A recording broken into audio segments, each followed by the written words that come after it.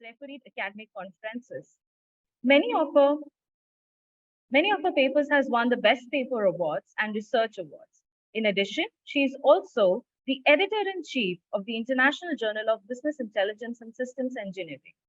She serves on the editorial board of International Journal of Applied Management Science, International Journal of Data Analysis, Techniques and Strategies, International Journal of Strategic Decision Sciences, International Journal of Management Research, Journal of Management Sciences, and Collaborative Filtering using Data Mining and Analysis, and International Journal of Distributed Sensor Networks. In addition, Dr. Malhotra has taught many courses on database management system, data warehousing, big data, and machine learning. It is a pleasure to have you with us, ma'am. Welcome to track 1 of GSMC 2022. Thank you so much for having me here. I look forward to listening to you all. Thanks, ma'am. I would now like to introduce our session chair, Dr. Rashmi Chawla. She is currently spearheading as an associate professor in the School of Management, Delhi Metropolitan Education. She is an erudite academician with an extensive experience of 12 plus years in teaching, classroom management, curriculum development, and the list goes on. Qualified with NTA NET PhD in microfinance, backed by MPhil in commerce from Calcutta University, and BCom from Bardhaman University. She has a rich experience in teaching commerce, accounting, and finance subjects. She has presented research papers in national and international seminars and conferences and has published research papers in refereed journals, including Scopus Index journals. She has a credit of organizing and convening numerous international and national level workshops, seminars, and conferences for the students at college level. She is also certified in many SWAYAM courses and acted as a decision forum moderator in academic writing SWAYAM MOOC course. Welcome, ma'am, to track 1 of GSMC 2022. Thank you so much, Shirley ma'am. Thank you. I'm delighted to have an opportunity to welcome our esteemed judges. I would now request Dr. Rashmi Malhotra to please take the stage for her 10 minutes masterclass. Over to you, ma'am.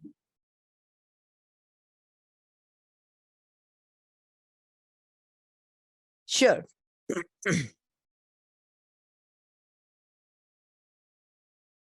First of all, once again, thank you so much for inviting me and being here to listen to my thoughts. Today, I'm going to talk about the contemporary fintech universe of big data and blockchain integration.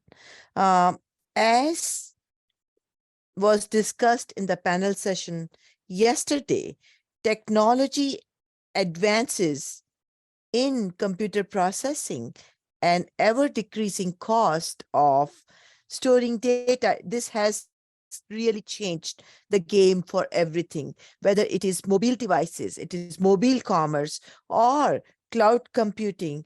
The cost has gone down and the cost of processing has gone up. And technologies like Hadoop, which are very inexpensive, can easily be used. In addition, because of the introduction of Web 2.0, the explosion of social media and new regulations is also taking us into a new era of computing. Further, big data has become the norm.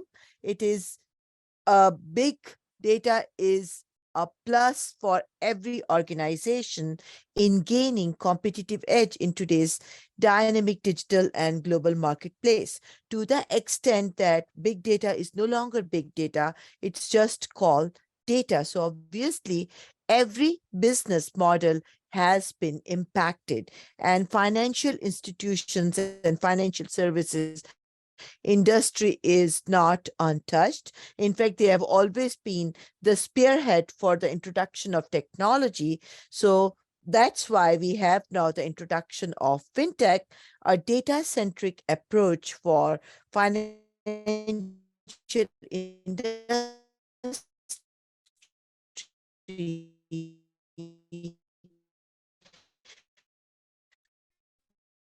which is being enabled by unstable.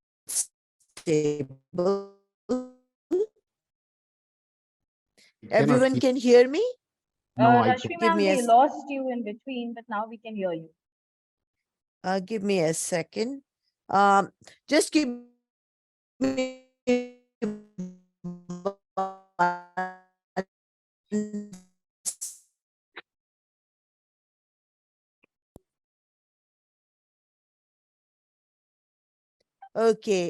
can you hear me?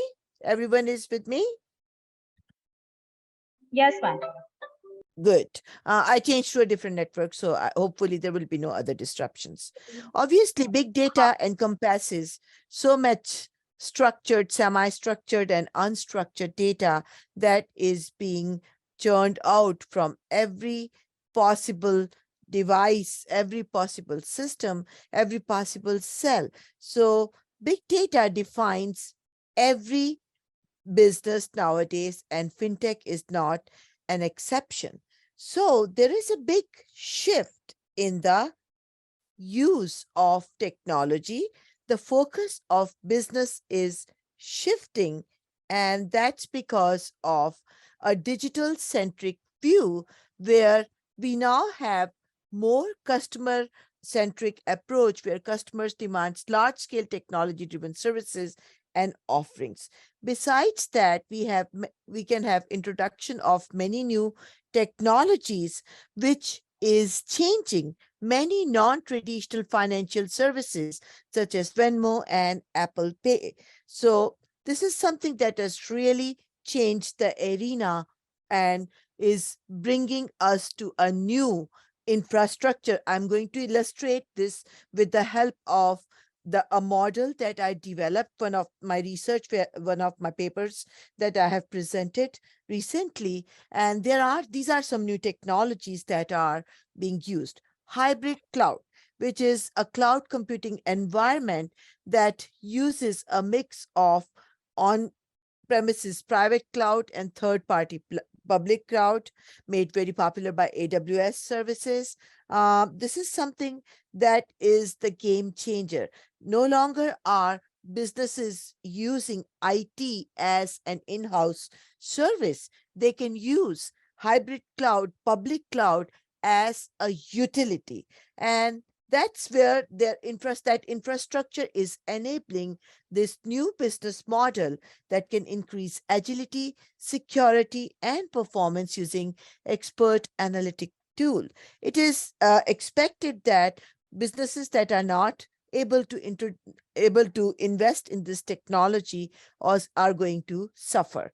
Artificial intelligence, my area of specialization, has come to a point which is something we have not heard before, especially when I was as a young student at Delhi University doing research in it. It has come to a point where we think that Turing test is possible, and we have this decade is going to be defined by artificial intelligence, robotics, automation that can improve overall efficiency. Blockchain, another enabling technology, so popular, it is getting so popular. It's a distributed ledger system that was made popular by financial infrastructure, and it is actually now shifting to many other areas like healthcare management and so on. A distributed ledger that can prove to be a game changer, where we do not need eventually a central bank or a central system that is now required for intermediary.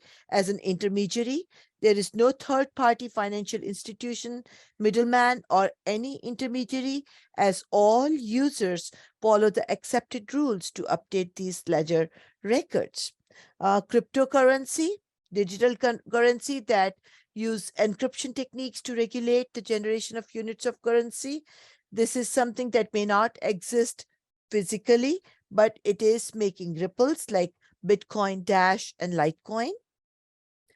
Internet of Things, something that can really change, especially with the introduction of Web 3.0, biometric sensors, geolocation information, and it can be used to streamline operations, especially in the area of banking. It can offer personalized services beginning with time customer walks in the building, addresses the customer by name, and make offers based on the customer's past transactional history. Open banking system that provides a user with the network of financial institutions data through the use of APIs. That is something that relies on networks as opposed to centralization. Um, Alternative lenders that use new methods such as machine learning technologies to analyze alternative data such as social media, GPS data, online purchase, and mobile data. And banks and financial institutions have to rethink their strategy to be competitive, especially traditional financial organizations that should partner with these tech companies to enhance their loan approval process. Digital only banks, just like we had Amazon that completely revolutionized the retail industry. This is another area where we have pure players, pure online to offer banking facilities to the customers can be very beneficial for places as was discussed in the panel last night where there is no reach. This is something that can be a major building block, especially for real, which can use real data analysis, agile-based technologies, and we expect ongoing innovation that would differentiate them from the traditional banks. So what is the big news? Disruption. That's what's going to happen. What's the impact of technology and big data on this sector? Disruption. That is the new mantra for fintech.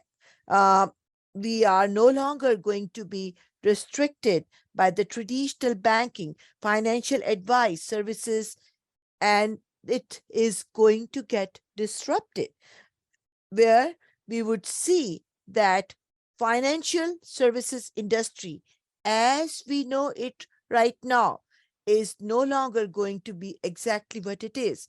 It is going to be more technology based with a sound technology model, a new business model, and I'll illustrate that in a second. And of course, yes, definitely, big data analytics would play a large part. The large amounts of petabytes of structured and unstructured data that we get that can be used for analytics. Machine learning has already started playing a very important role as one of the major enabler of big data technology. So financial organizations can use unbiased machine learning systems to mitigate risk involving decision making, like pertaining to investments and loans, and maybe, as I explained last night, identify potential risks such as bad investment loans and customer segmentation and business capital. Artificial intelligence and robotic processes are going to play a major part in enabling this new business model. RPA, that is one of the enabling technologies, robotic process automation, also called smart automation or intelligent automation, or RPCA, robotics process cognitive automation, is something that is going to completely revolutionize the the fintech industry, along with the enabling AI technologies such as machine learning and cognitive computing. It has revolutionized the way lots of banking and finance companies do business, because now they are their virtual workforce. That's what robotic RPAs are.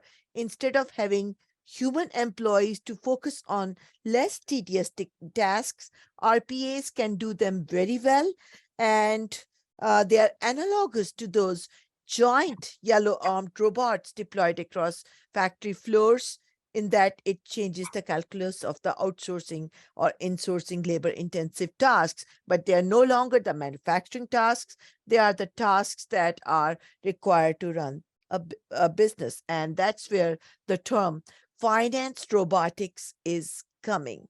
Financial closing and consolidation, account bank and intercompany reconciliation, general entry posting, cash flow statements, and so on, they all can be done through finance robotics.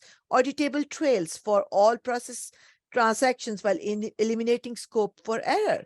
So they can be used in many areas: banking, capital markets, insurance, trading, trade finance, trade settlement, automated bank account opening, report automation, regulatory compliance, wealth management, mortgage processing, and so on. And automating financial services is something that we are going to see in future. I did prepare a lot, but because of the want of time, let me wrap this up quickly. RCA is transforming how financial services firms operate, and over the next few years, they would be much more widespread, along with artificial intelligence, which is further going to be the main force to streamline financial decisions without having that guesstimation component. Finally, this is one of the models that I developed. I presented in one of the conferences. As you can see, we have the major IT infrastructure of a business that has been a standard for every business model. Then came the era of analytics, analytical engines, and decision support systems that became a next layer that can enable the IT strategy of an organization. So we now are in this stage where a new business intelligence layer is required that can consist of AI, robotics, robotic process automation, and finance robotics, and you name it, it's an umbrella term that can enable the fintech industry to innovate, to gain competitive advantage, to manage risks, and enable opportunities. So in nutshell, I did illustrate fintech. It is not just one view. There are so many views, so a kaleidoscope view. It refers to the application of latest technology and business intelligence and analytics that can improve and automate the delivery and use of financial services. It is no longer the backend systems that were being enabled once upon a time in the TPS, transaction processing systems era. We shifted to the DSS, decision support system era.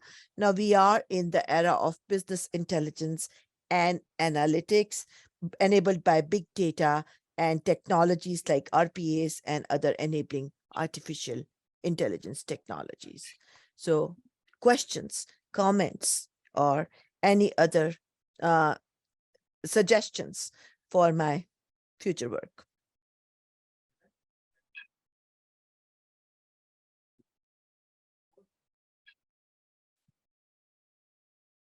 Ma'am, I would just say that it was a commendable piece of knowledge that you shared with us. We are still grabbing onto a lot of things that you had made us understand.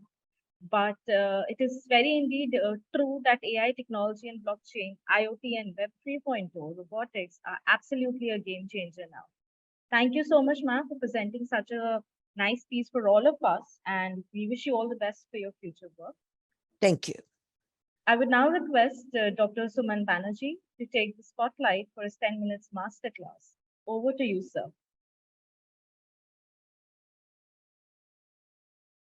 Hello? Sir, are we audible to you? Hello? Sir, are we audible? Dr. Banerjee, are we audible to you? Am I audible to the other participants? Yes, ma'am, you are audible. So, Ratsa, can you just write him a message that he's not audible? He is, probably he can't hear us.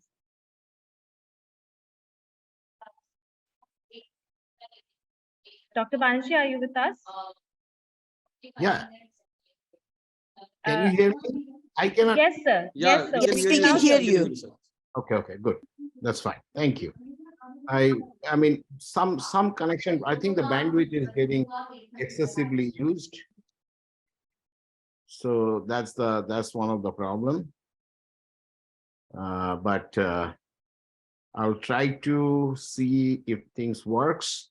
So I'm supposed to talk now? Yes, sir. sir. Yes. Okay, sorry. So can I share the screen? Sure, sir. Please.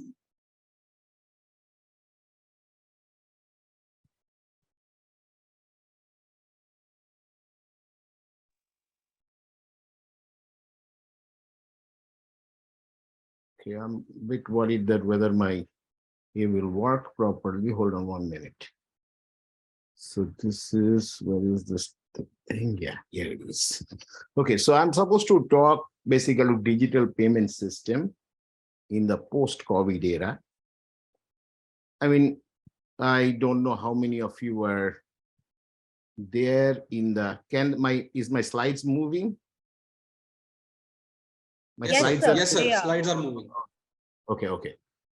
So in the post, I talked about, that there are two processes to bring innovation into the system.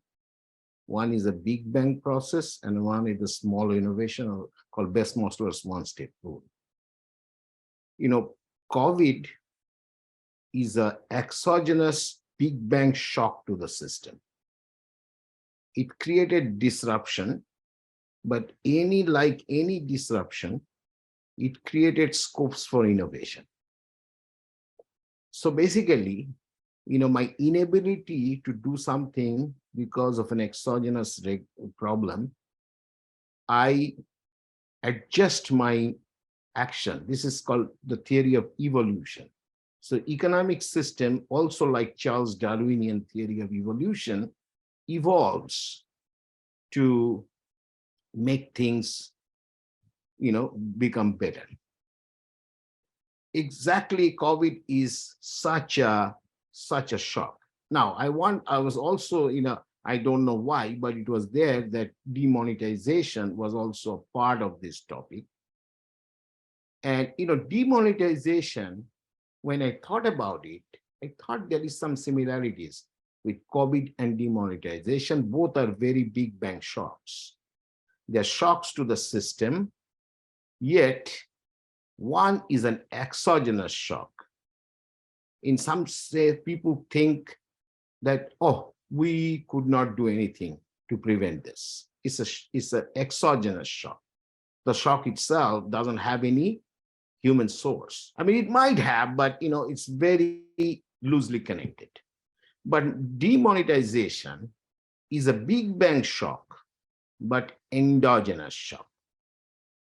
So we do see that quite different reactions to such big shocks when one is endogenous and one when is exogenous. In the case of demonetization, of course, access to my banks and my cash and my wealth become limited, but people do not adapt their behaviors that dramatically. They get, frustrated. Some might be, politically fine with the process, but everybody gets frustrated. There are some short-term changes into the system, but the short-term changes quickly fades away. We pretty much go back to the old steady state equilibrium. But in the case of exogenous shocks, when I'm frustrated, but I really has nothing to vent my frustration to, I adapt more my behaviors to make sure that such thing, if it falls from the blue, I am ready next time. Why I do not do it in the case of demonetization? The reason I do not do it in the case of demonetization is because I do not believe such mistakes or, such, I don't want to go into mistakes, but, such events will not be repeated, because the frustration and the vesting of the frustration will lead to people being more realistic and not doing these things in the near future. But COVID, I do not believe that is anybody's hand, so it might come back. So I better change my way I do things in order to make myself better prepared if such a exogenous big bang shock comes in the future. These are some important quotes. One of this is, the Bill Gates. The world has a crucial opportunity to build more inclusive and resilient economy and provide a gateway to prosperity of billions of people. Now, Bill Gates, not necessarily has the best foresight about these things in the future. He himself says that 40 kilobyte of hard drive is enough for the next 20 years when 40 kilobytes become obsolete in next 2 years. But in this case, he has nailed the problem, that this is a shock that we can take to make things accessible where physical accessibility might be difficult. By investing in, so he goes on to explain things, by investing in digital public infrastructure and technologies for payments and ID system, updating regulations to foster innovation and protect consumers, government can build progress reported in the Findex and expand access to financial services for all who need them. I agree with his green part completely. That's why, this is, I don't know what is happening. Yeah. What is digital payment system? The Better Than Cash Alliance defines digital payments, also known as the electronic payment, as a transfer of monetary value between two accounts using electronic devices. It's long there. It's there for a long time, but they're evolving. These devices can include conventional mobile phones, smartphones, internet-enabled computers, smartwatches, point-of-sale POS terminal, any other digital communication channel that can use mobile wireless. Key aspects, I just want to bounce that, this is very important. It's a very grassroots level thing. Many people receive wages, saves money, send remittances using digital tools nowadays. With consumers and retailers switch to cashless transaction, there has been a shift in buying behavior that has spread digital payments in retail sector. We talked about Amazon and things. They're also fostering financial innovation. Government also has embraced digitalization to perform their functions. We saw from Mr. Jha last night about e-marketplace. Most recently, COVID-19 pandemic catalyzed the digitalization across the globe. With the introduction of the lockdowns and social distancing norms, digital payments become more convenient, cheaper, and safer. But most importantly, it forced people to learn these things. People has reluctance to learn these things. This COVID-19 shock forced people. It's not that these technologies were not there, but the willingness to adapt this thing has to come from bottom up. Willingness of the people to adapt this thing. And this is what COVID-19 did.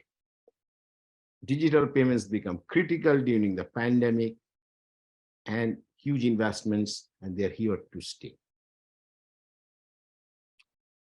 Key corporate facts, I'm a finance professor. I'm talking about something called financial services, but tangential to what I exactly do.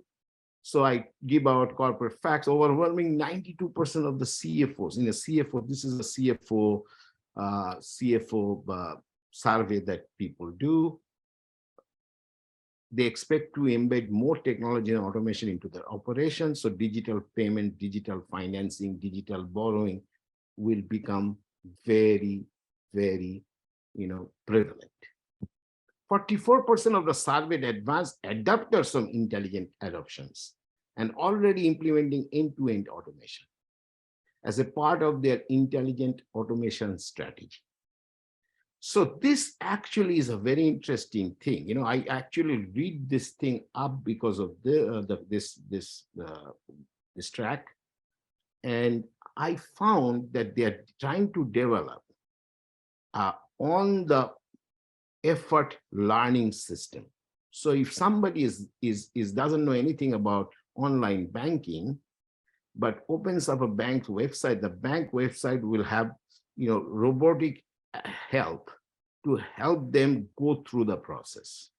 So if you tell them that you want to withdraw money, I want to send money to something else, they will open up the menus that you need to click. So this is a very advanced thing, which will only thing that will require, I believe, is your ability to listen in the future, because it might be not even you don't have to read, but the robot will speak to you and tell you This is, I've drawn down, click on this. So these things are happening. In numbers, we are business professors and finance professors like numbers. So in East Asia, in China, 89% of the adults have an account. 82% of the adults used to make digital merchant payments. In the rest of the region, 59%. So this is East Asia I'm talking about, East Asia and Pacific. 59% of the adults have a digital account and 23% of the adults make digital merchant payments. So see, there is still a gap between user and having a digital account and using it. This is critical. In China, about 7%. In rest of East Asia and Pacific, which includes countries like Australia as well, the gap is almost 36%. 59% has account. So there's a big gap of people who doesn't have an account. But of the people who have digital accounts, only 23% of the on some regular basis, not once, not twice, they look at some regular basis that made a merchant payment. 54% of which they did first time after beginning of the COVID-19 pandemic. So see, of the 23% who did, half of it did only after the COVID-19. Of the 82% who did, only about half of it did after the COVID-19. So see, this is called Big Bang, a very large change in behavior. Double-digit increases in account ownerships were achieved in Cambodia, Myanmar, Philippines, Thailand, while gender gap across the regions remains low at 3% point, but the gap between the poor and the rich adults is 10 percentage point in usage. All these numbers are in usage. And one of the most important thing is that on an average, I don't have these numbers for countries, but on an average over the region, women and men are almost equal with only 3 percentage point difference. So having an account and using the account to make tangential activities. Only 3% gap between women and men. Whereas between rich and poor, it's still 10%, and I was expecting more. Let's look at Europe. Account ownership increased by 13 percentage points since 2021 to reach 78% of the adults. Digital payment usage is robust, and about 3/4 of the adults, these are World Bank data, by the way, adults used accounts to receive a digital payment. COVID-19 drove further usage for the 10% of the adults who made digital merchant payments for the first time during the pandemic. A 10% jump during the COVID-19. In Europe, which already had a robust 78% adults having a digital payment usage. Digital technology could further increase the account use to 80 million banked adults that continue to make merchant payments only in cash, including 20 million bank adults in Russia and 19 million bank adults in Turkey, the region's two largest economies.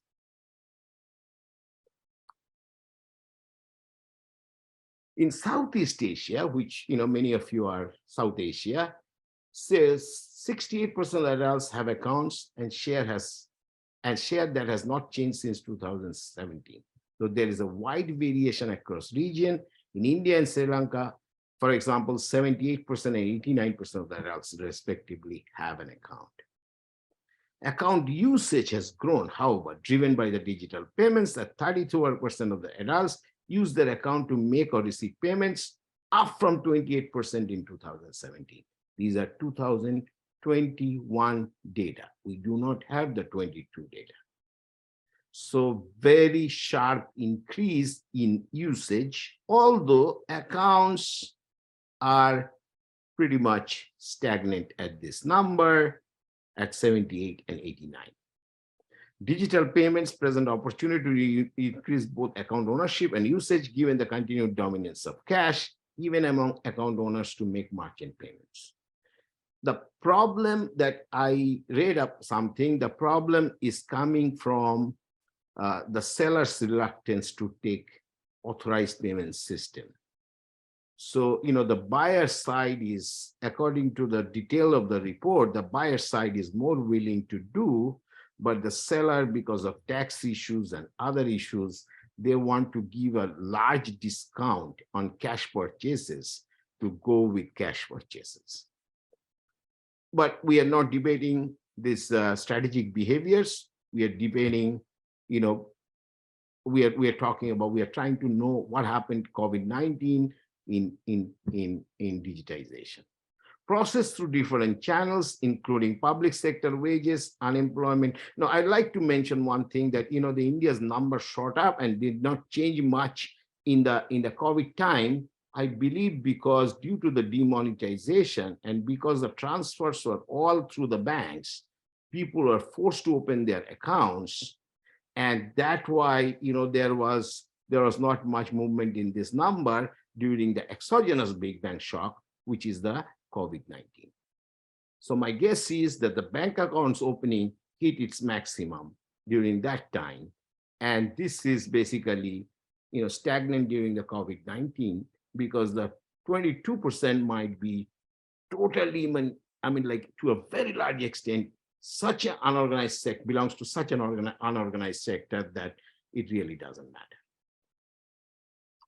Public sector's wages, unemployment payments, tax credits, refunds, welfare subsidies. US has this thing from early 2000, the welfare subsidies and all these things that they paid through, but India has started doing this. And many developing countries have started doing this. Humanitarian assistance, other forms of social assistance such as education, food, and healthcare transfer, all are G2P, government to people payment system is also a large factor in driving this. You look at this it worked very good. I was a little bit worried that so you'll see that this is basically $1 trillion in revenue, very large growth. We are expecting this is still, according to this report, this is, I think, is a Ernst & Young report. This is still, the projections are very conservative. So we see that it's basically hitting $1.5 trillion. And this is, they're expecting to reach $2.1 trillion by 2025 and $2.9 trillion by 2030. And if I'm not wrong, they expect two large growth centers. One is Africa and one is India. So India and Africa will drive the large, because most of the Western has, after COVID, kind of reached their stagnation stage. And you see that the wholesale growth is still lower than the retail. So the retail is kind of driving this growth rate more. I couldn't find a digital payment, but you see this is kind of a very nice kind of example of how technology is changing day-to-day behavior. A bank will also look like this, that you do not have much to do when you are in a physical shop, but essentially NFTs and everything, conventional AI-powered recommendation engines, AI-powered robotic food preparation systems will automate. Similarly, it will do the banking industry as well. But I'm a bit worried. We are talking about such growth and such things, but what I'm seeing is that not much happening in the financing world. I mean, its financing is kind of flat. I'll show you the numbers a little bit, but if you look at it, you will see that the financing numbers are flat over years. So this is because I do believe that these processes, in order to deliver returns on their services, I don't know how many of you know today FTX filed bankruptcy. And FTX has a growth of volume, I believe 189% in last 3 years. But it's not the volume that gives the money. The money comes also from the markup, which is basically my cost of delivering. and the price that people are willing to pay. So there's a pressure on this finance to perform on one thing clear, disruption isn't going to go away, and neither will these pressures. Leaders have right to ask the questions how intelligent automation will streamline the processes, get the best out of their talents, and partner at high level across organizations while at getting the books. So the point is, we see investment, but we are not seeing the returns. We are still not seeing the returns that can justify further investments. I am over the time. I know myself, I have to go back to bed.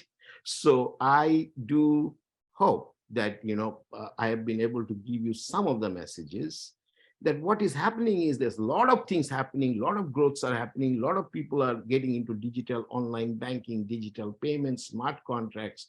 But what we are seeing is that these companies that are dealing with this is not showing the shareholders returns.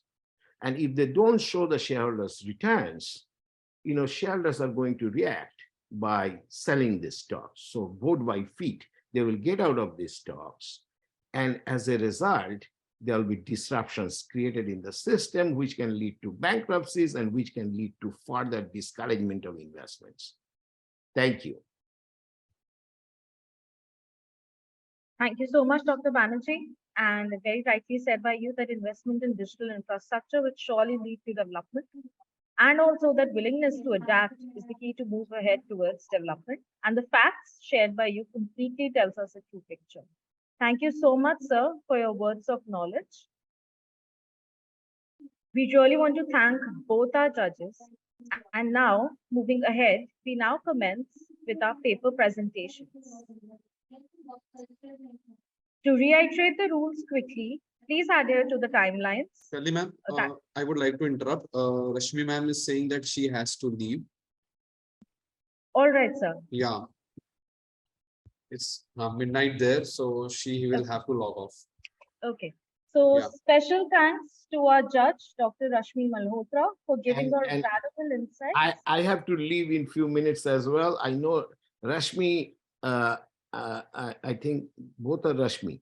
Okay, so this Rashmi is capable of judging the papers, and I will wish you guys best of luck. And there may be more convenient time, like if you do it in the morning, that might be a better time to do it. But 2 days I slept I fall asleep 2:30 at night, 2:30 yesterday night, and my habit persistent. At 7 I got up. I slept, I kept in the bed myself, but it was not sleep.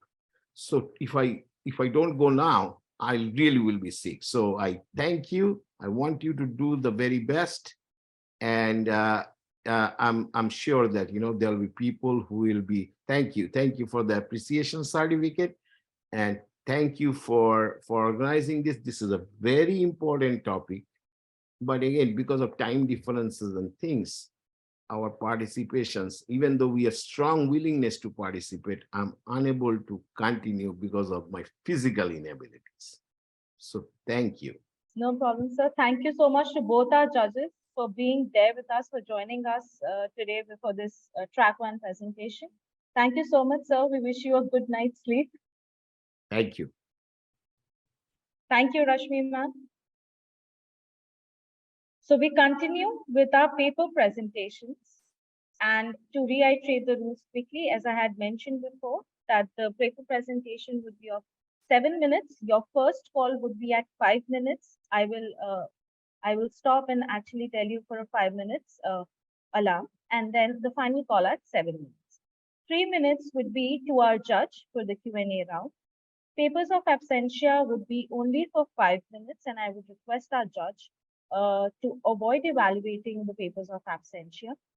The rubric of evaluation, so I repeat, the rubric of evaluation is objectives and research design, conclusion and recommendation, query handling, adherence to time, uniqueness and originality of the idea, and finally your presentation skills. So we now call our first presenter of the day, which is Professor Vikas Gupta, and the paper titled is Region-Wise Stock Market Performance in India and COVID-19, a comparative evaluation amid pre and during COVID era. Do we have Professor Vikas Gupta with us?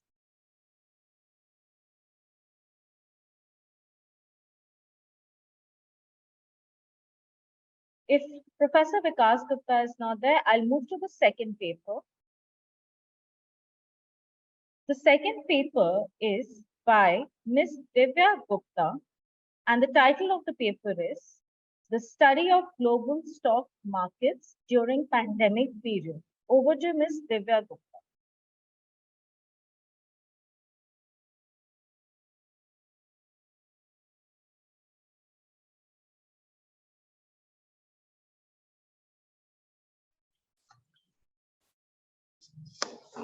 Good morning. Am I audible? Yes, ma'am, you're audible. Okay, perfect. So good morning, respected dignitaries, faculty members, and dear students. Thank you so much for giving us this opportunity to present our paper in GSMC 2022. I am Divya Gupta, Assistant Professor, Trinity Institute of Professional Studies, Dwarka, in the Department of Management and Commerce. Good morning. I'm Divyat Gurlani. I am final year student BBA from Trinity Institute of Professional Studies.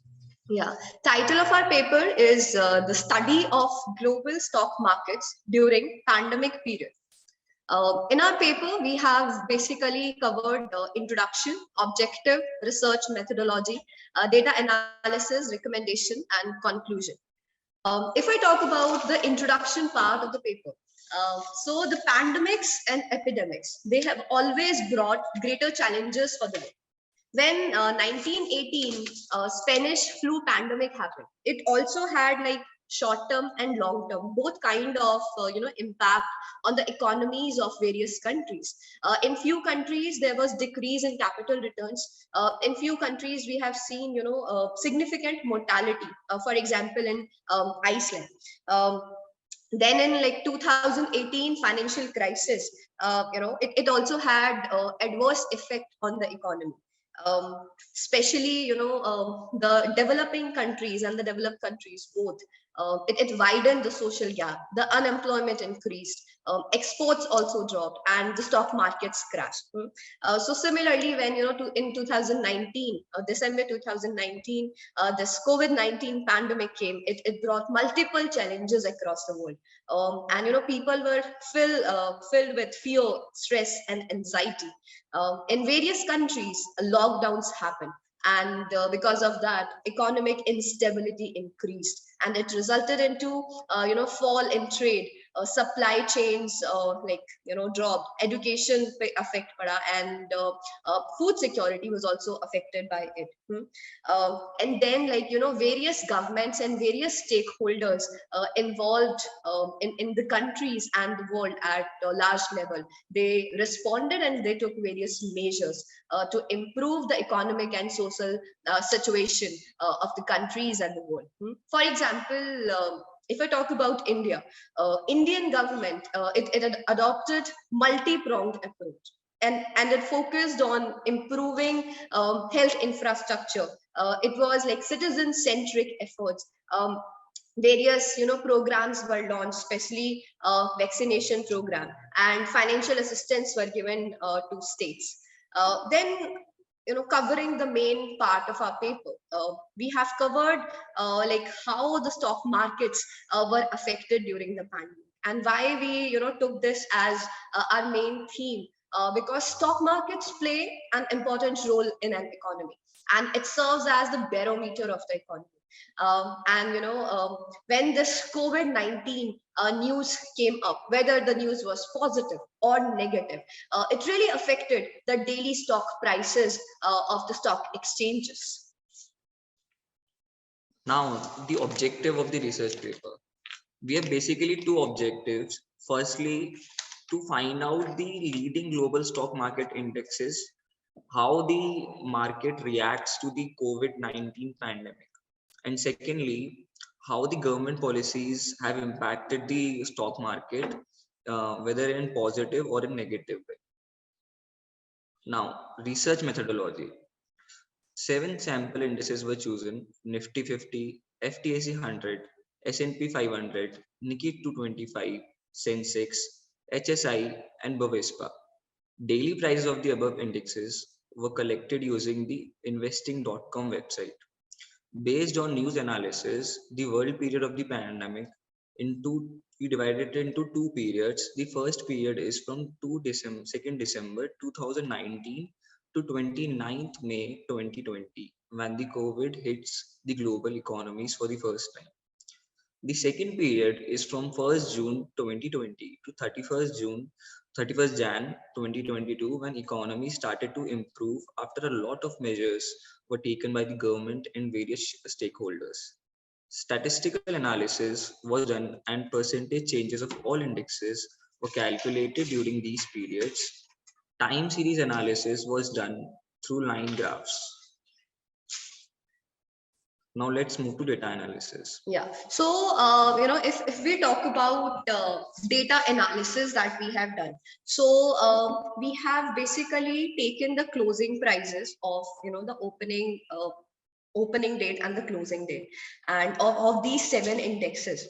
So the during the first period, if we see the stock prices of all these 7 selected global indices, they show significant fall. We can see Nifty 50, there is like 20% fall. In Sensex again, there is 20.5% fall. And if I talk about China's stock index, which is Shanghai Composite Index, there is very less change in that. And I think the reason is because the Chinese economy is a very close one, and they don't show the things to the world. So this is the analysis of the first period of the table. And Sorry to if you look, interrupt. yeah, First call for 5 minutes. sure. So, we can see all the charts. It shows that there is fall, as we have shown in our table in all the 7 indexes. Now look at the table number 2, which is the period 2. So now for the period 2, this is referred to as the post-COVID period.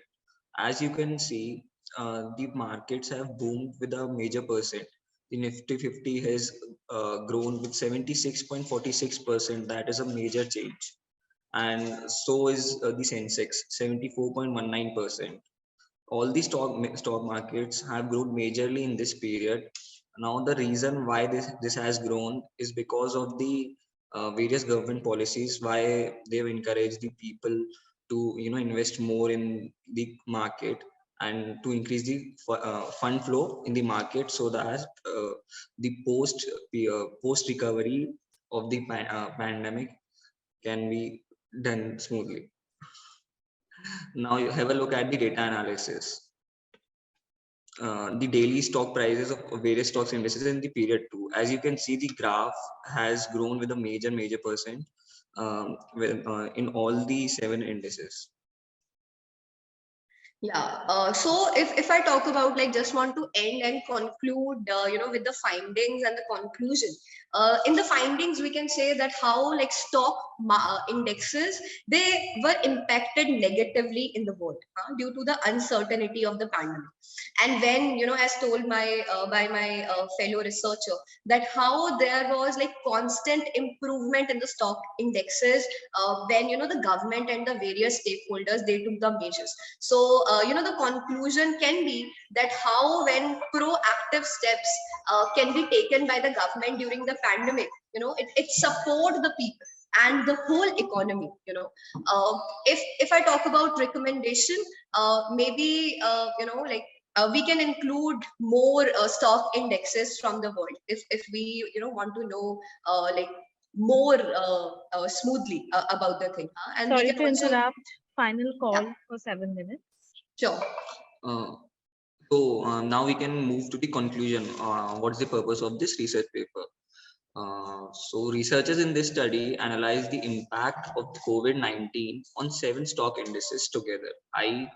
That is Nifty 50, Sensex, FTSE 100, S&P 500, Nikkei 225, Shanghai Composite Index, and Bovespa. The results were aligned with the various studies conducted individually on these indices by various researchers. COVID-19 has affected the economies of the world in the worst manner. If measures were not taken by the authorities, the impact on the society, economy, and people would have been more dangerous. The problems that pandemic brought in front of all needs to be dealt systematically and quickly by understanding the root cause of these problems so that negative impacts can be reduced in future. Yeah, thank you. Thank you so much. Thank you, everyone. Thank you. Over to you, Rashmi ma'am, for the question. A very good presentation by both of you. My question to you is, you have shown two periods for the study, that is during the COVID period and post-pandemic, right? So you have cited certain reasons why there is a downfall and why there is a growth after pandemic. You have mentioned government measures. Apart from that, what do you think, what were the other measures which led to the increase or the growth of the prices in the indices? Can you cite other reasons for that? Yeah, for sure. Thank you so much, ma'am, for asking this question. Like, you know, despite of like government efforts, I think various other stakeholders, for example, if I talk about the private industry, you know, they really picked up, they took efforts for that. If I talk about NGOs, you know, they really took care of the needs of the people, you know, and like that is how like it took like various, you know, I would say increase, you know, in the money. Also, I want to add something on this. Various investors, huge investors, they had this perspective that during the pandemic, the market has lowered down to a even the worst manner. So they had that perception, if we invest in current period, it they would be completely profitable. So in that anticipation, many people invested during that time, which led to the major improvement in the stock market. Thank you to both of you. Thank you so Thank you much, so much, ma'am. ma'am. Thank you for your presentation. We now have our next presenter, Ms. Sonakshi Mahajan, for her paper, Business Strategy Formulation in Trans E-Commerce Supply Chain, a hybrid between managing risk and ambiguity types. Over to you, Ms. Sonakshi Mahajan.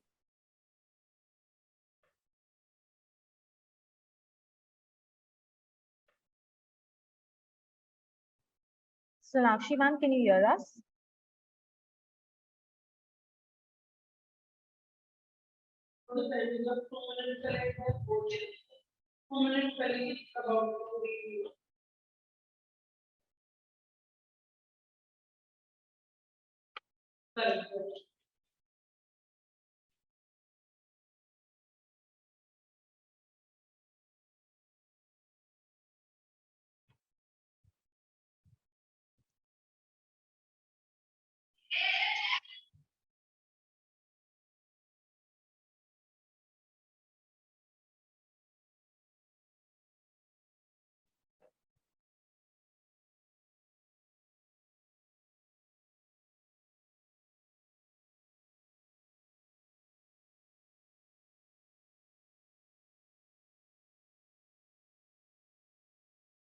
Sonakshi Yes. ma'am, you can start your presentation, screen किसकी share हो रही है? Sonakshi ma'am की है? I guess. I can't see her in the participants. Somebody is sharing the screen, I believe. The one who is sharing the screen, can you please stop it? Thank you. I think Sonakshi ma'am is not there. Shabni ma'am. We can move ahead. Ah, then. she's there. She's there. Sonakshi ma'am, can you please open up your mic and start the presentation?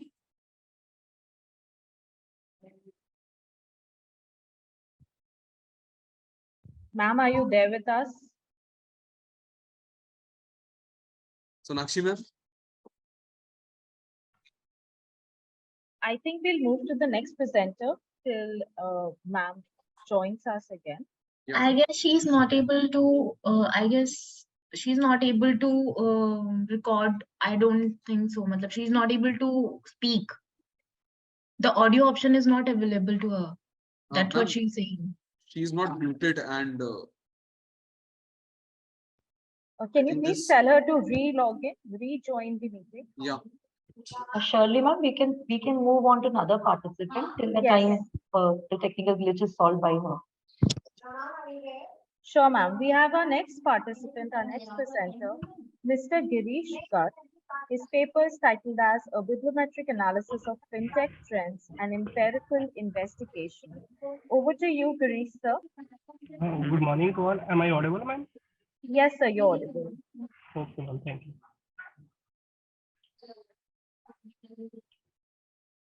Hello, ma'am. Are you able to see my screen? Yes, sir, the slides are visible. We're able to see it. Okay. So, good morning to all. Myself, Girish Garg, Assistant Professor in the School of Finance and Commerce, Kolkata University. I am here to give the research paper presentation on the title A Bibliometric Analysis of FinTech Trends and Empirical Investigation.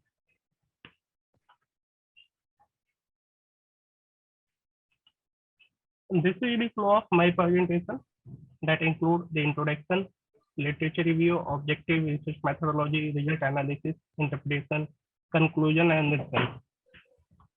So now the introduction, the fintech refer to computer program and other modern technology used by businesses that provide automated financial service. And we are aware that COVID-19 crisis resulted in fast development of fintech industry. And India fintech industry market size is $50 million right now and expected to increase the $150 billion by 2025. And payment, lending, and insurance technology. These three stood on the most preferred or the top sector in right now in current scenario. And India digital payment market is at inflection point. Right now, it on the $3 trillion and expected to triple in next 5 years. And we are aware that the cloud computing has a lower scaling complexity and match the digital infrastructure costs. And artificial intelligence is changing education, healthcare, security, and agriculture. And technology allow them to remain competitive while delivering customer new and innovative offerings to service. These are the objectives for this paper. The first, to find out the most influential author in the fintech field. Second, to find out most prominent country in fintech domain, and to find out the gap in fintech domain so the other researchers can pursue their work on this area. Search methodology. So here I have collected data from this Scopus database, and that I have taken the period that is 2017 to 2022, and the total 627 research paper publications were taken into consideration for this. We have found that the 2018 get momentum, and Scopus have chosen database utilized because it is well-known database in the world. And the methodology, then here we have used the bibliometrics approach using the WordSphere software, and it will help to find out the most influential author on any certain topic. And over the last 5 years, bibliometrics approach has gained popularity to conduct this systematic literature review. Data analysis. So you can check these are the publication in 2017 to 2012. And we have find out in 2017 there are the 14 papers, and if we talk about the 2022 there are the 114 papers, and that also increasing because now it is going on. So we can check here the 2018 it get momentum because the paper increased the more than 4-fold, and that is the authorized publication and total stenciling. So we have find out the job Vouchik have the maximum paper Jang, and when we talk about the 10B that have the 5 number document and the maximum total stenciling. So whenever everyone want to study in this area, then they have to refer these authors because they are the prominent study in this fintech area. These are the country-wide publications. So here we have find out the circle the larger number of papers. So we have found we can see in this the China, United States, and United Kingdom. They have the maximum number of papers in this fintech domain. And the lower circle represent there are the lower number of paper and lower number of research in this area, and there is a lot of potential for doing further research in the fintech area. When we talk about India, that is the comparatively the small circle as compared to the China, United States Kingdom, and United Kingdom. So there are a lot of scope available in the fintech area in India also. These are the citations.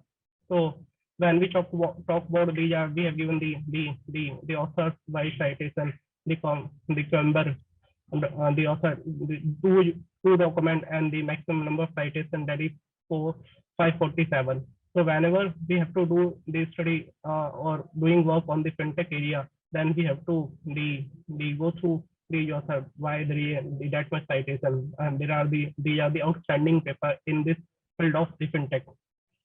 These are the keyword network, and keyword network help us to find out the research gap.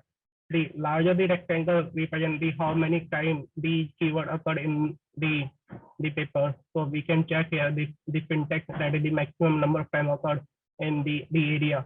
And the lower the rectangle that represent the lot of scope for the further research in this area.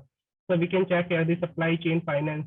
There is a lot of scope available in this area, the digital lending, and the many more, the robotics. Sorry to interrupt. First call of 5 minutes. Okay, ma'am. And these are the recommendations that we have find the author Comber. He had more citation, that is 547, and has 2 articles in fintech, and that is the most prominent author in the fintech area. The United States has the most articles published, that is 112 on the fintech, and it also have the most citation in the world. Keyword network enable us to identify research gap in the fintech domain. Digital lending, supply chain finance, Internet of Things, robo-advisor are the area in which potential for research are available. And the conclusion, it has been discovered that bibliomatics analysis assists researchers in becoming aware of most cited authors, country, organization, and keyword on a specific area. In the past decade, bibliomatics analysis gained significant prominence, and numerous studies have been published in this area. And it will add in comprehensive essential factor in any particular research subject. Thanks.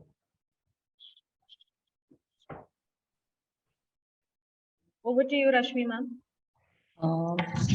Very well explained, Mr. Girish.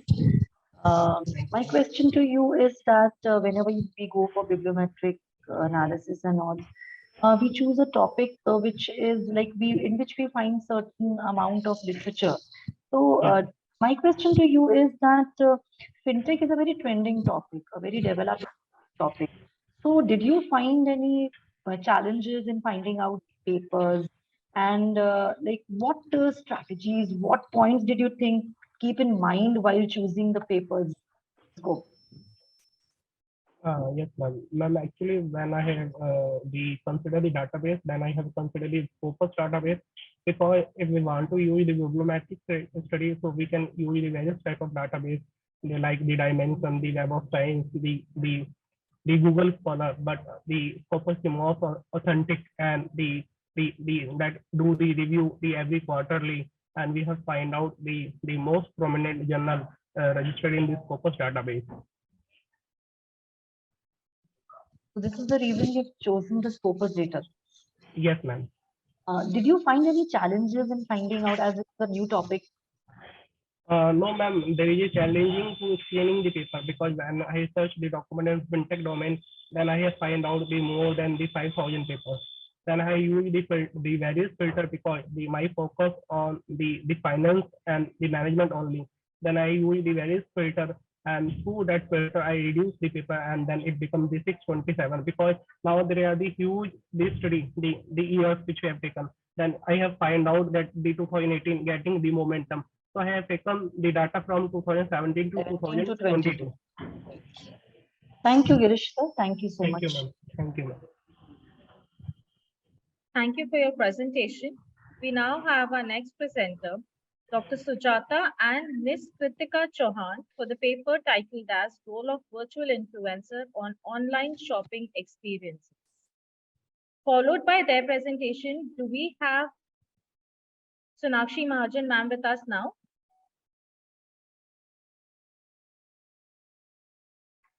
All right.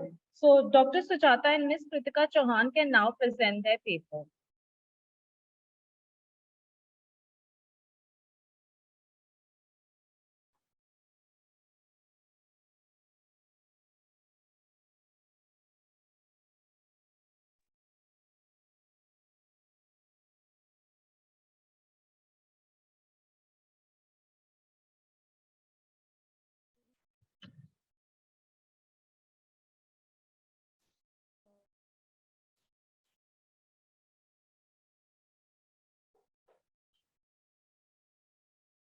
Am I audible?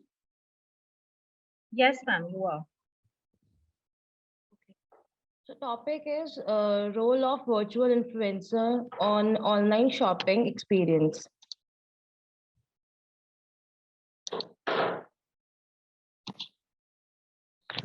The table of contents, introduction, objective, research methodology, findings, implications, conclusion, and then last is question answer. So introduction. Virtual influencer or digital avatars, Mayor et al. 2022 are digital entities created and controlled through computers that have anthropomorphic appearance. These entities are created by designers and marketers, but have huge popularity and following. They maintain their identity by post, unlike real influencers. Virtual influencer can easily manage as they have no physical or technical barriers. Objectives. The present study aims at two main purposes: to understand role benefits and challenges of using virtual influencers for online shopping experience, to identify effectiveness of virtual influencers on online shopping experience. Next is research methodology. This study will represent a conceptual model that may later be tested to find its viability along with the model. Initial study included qualitative study with 13 respondents who are available on social media and well aware of a virtual influencer concept. In-depth interviews were taken to explore topic. Findings. Initially, exploratory study revealed that female influencers were preferred among men and women over male virtual influencers.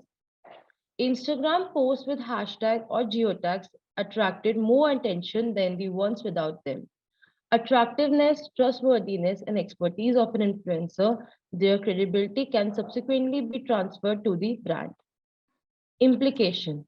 Despite the popularity of virtual influencer, little is known about its effectiveness on customer experience. Our study adds knowledge to extend literature by filling in this gap. In addition, there's a breadth of literature on benefits and challenges in implementing virtual influencer marketing. Furthermore, developments in new technology, flexibility, and demographic changes have led to an increase in online shopping. Thus, companies would certainly like to take advantage of these influencers on online promotion and advertisement. Therefore, the study will help marketers to understand how effective virtual influencers are and whether it is worth investing on them. In addition, they will also get clarity on implementation of virtual influencer marketing. So for the conclusion, the paper will identify the effectiveness of virtual influencer on online shopping experience. Findings suggest that female influencers should be used for promoting products and services. Hashtag and geotag should be added to enhance visibility of posts. Influencers should have attractiveness characteristics should be according to the brand so that the same is transferred to the brand. Thank you. Over to you, Rashmi ma'am, for the Q&A. Thank you, Kritika, for such a good presentation. My question to you, Kritika, is 1 minute. 1 minute.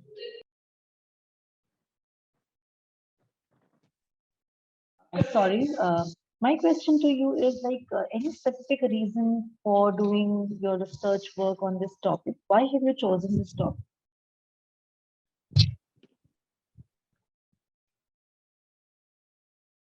My question clear to you? Yes, ma'am.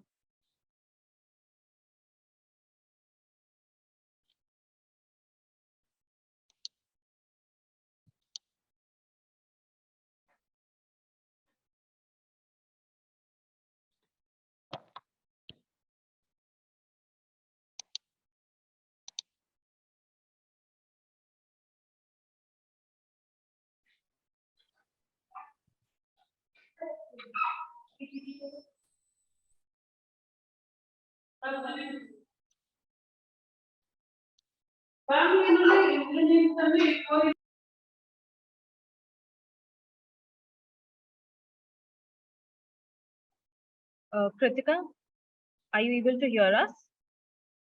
Yes, ma'am. Was the question audible to you?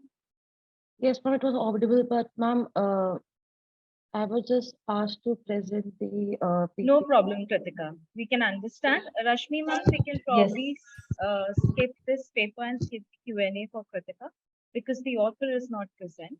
Sure. Thanks, Pratika. Thank you, Kritika. Thank you for your presentation. Thank you. Thank you, ma'am. Do we now have Ms. Sonakshi Mahajan with us?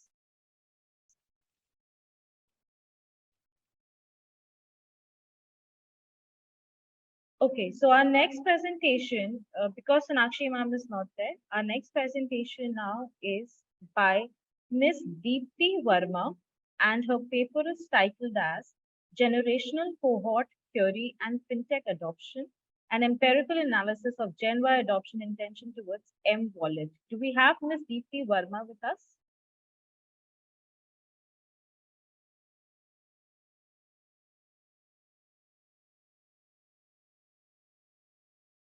Do we have anyone presenting instead of Deepti Verma in her place? Can I do that? Shakha. Shikha ma'am, are you the co-author of Ms. Deepti Verma? Oh, sorry, no. Instead of Deepti, can I do it? Because Deepti ma'am is not there, we move on to the next paper, and our next presentation would be by Ms. Shikha on the paper titled as Changing Face of Cryptocurrency and the Need for Regulation. Over to you, Shikha. Thank you so much, ma'am. Let me share the screen first. Okay. Hello, everyone. I hope my screen is visible to you all. Yes, ma'am, it's visible. Okay, my title is Changing Face of Cryptocurrency and the Need for Regulation. I am Shakha, research scholar from Maharishi Dayanand University, Rohtak. Okay. The table of content includes the following, and we will go through by one by one.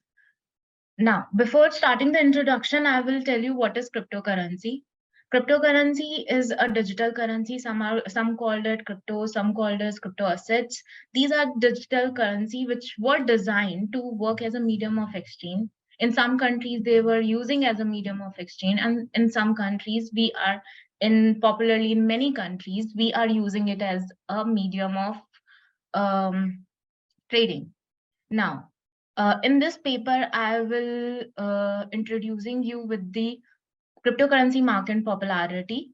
In this paper, my aim is to analyze the concept, working, and valuation and evaluation of cryptocurrencies in India. The secondary data has been collected from various websites, blogs, and articles, and we'll see what it reveals. Now, the definition of cryptocurrency. As we can see, the need for private and secure communication during World War II inspired the creation of first cryptocurrency. In theory, cryptography is immune to tampering or manipulation by governments because of its decentralized organic nature, which is arguably its greatest selling point.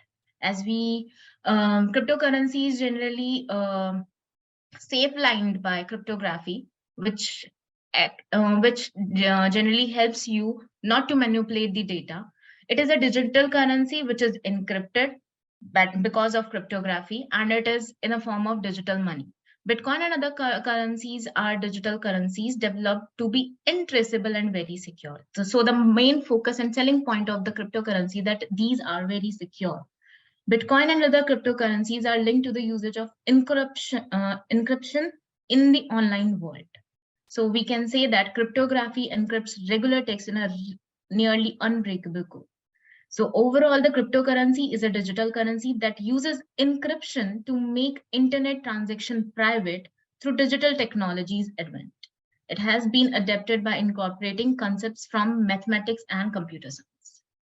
Now, how evolution of cryptocurrency occurred? First, it was recorded as use of blockchain dates back to 2008. by Satoshi Nakamoto, which is a pseudonym, the putative creator of Bitcoin, published a paper, What is Bitcoin Peer-to-Peer Electronic Cash System? Blockchain technology was developed to build a decentralized peer-to-peer monetary system, the report stated. Now, we all know that peer-to-peer and it is decentralized. It means that the government is not involved at all. It is between peer-to-peer.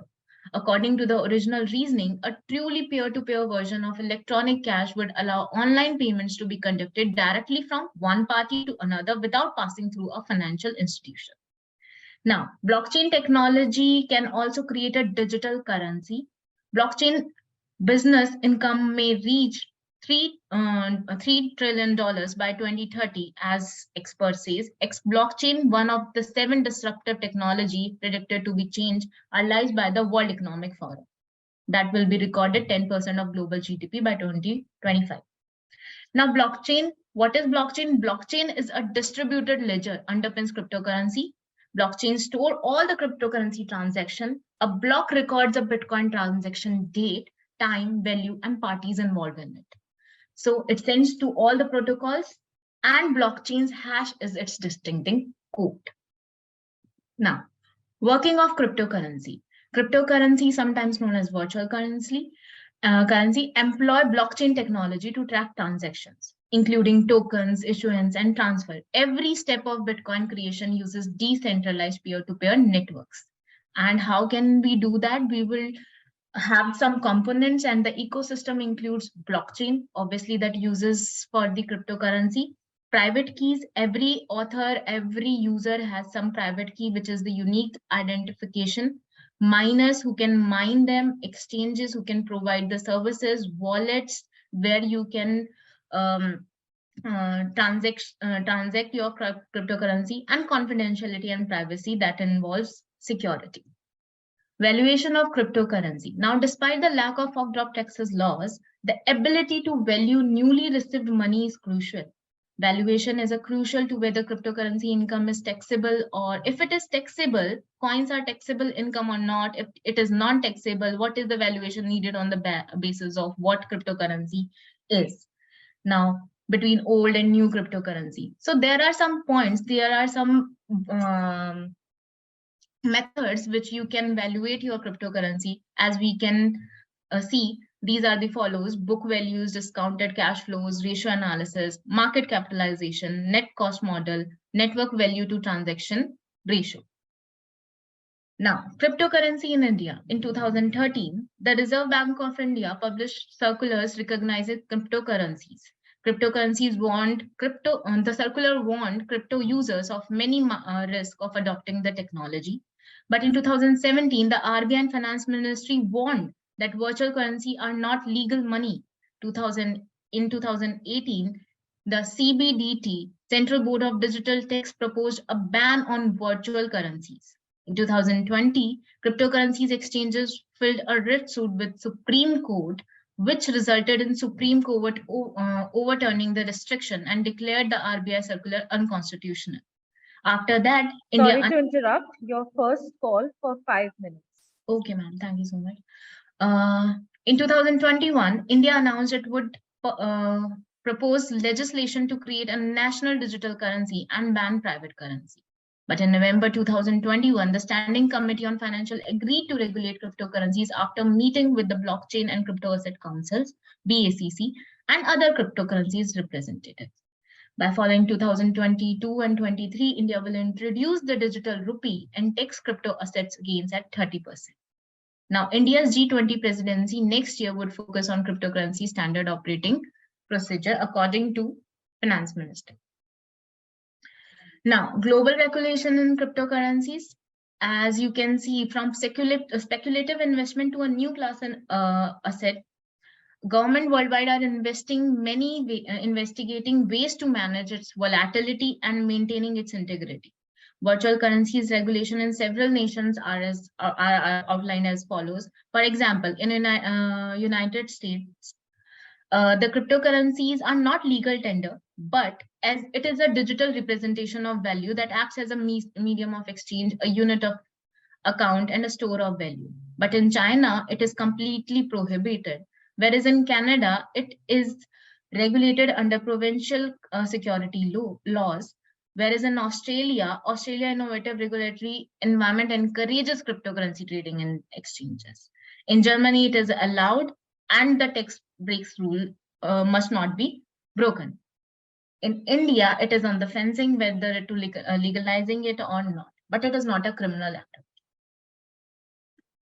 Now, overall, the conclusion is cryptocurrencies is evolving like any other revolutionary technology. Volatility and growth should not attract investors. They should understand these assets classification before investing in it. The survey shows that the crypto sector is booming despite its risks, and that most countries have laws protecting consumers. India is also regulating cryptocurrency and is on the verge of regulating cryptocurrency. The Indian government should adopt digital money, giving the rapid growth of crypto financial investments. Government should struggle to create a framework that supports cryptocurrencies without diluting them. Therefore, essential actions must be taken to construct the cryptocurrency infrastructure so that its fundamental properties remain intact. Thank you very much. Over to you, Rashmi ma'am, for the Q&A. Thank you, Shikha. Can we move on to the slide? Yes, this one only. Cryptocurrency in India. Okay. 2018, you have mentioned the Central Board of Digital Tax, CBDT. Yeah. So is it Central Board of Direct Taxes or Digital Tax?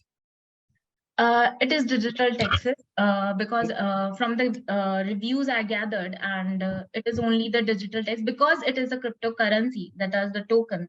That's why it is used as digital tax, because it is not the Fed currency we are using. That's why. Okay, you have mentioned over here the regulations by the government and all. Just a question to you, like you're doing a research in cryptocurrency.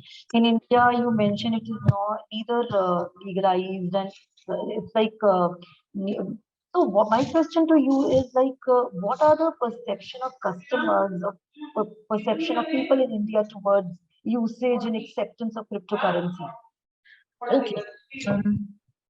While I gather the data, in my opinion, especially, I have analyzed that the youngsters, mostly the youngster, because they understand the technology, they are more introverted towards the cryptocurrency.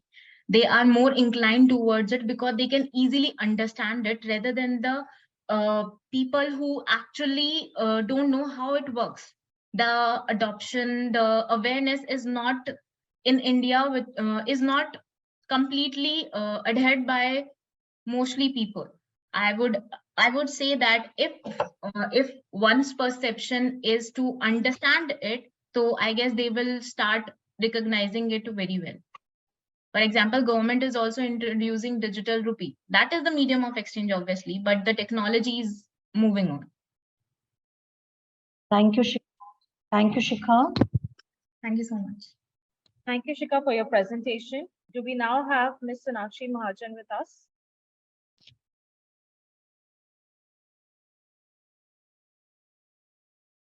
Because Sonakshi ma'am is not available as of now, we now move to our next presenter, Mr. Shiv Prasad Sheth. And the title of his paper is A Study of Challenges in Digital Banking for Rural Bank Customers. So over to you. You can now present your screen.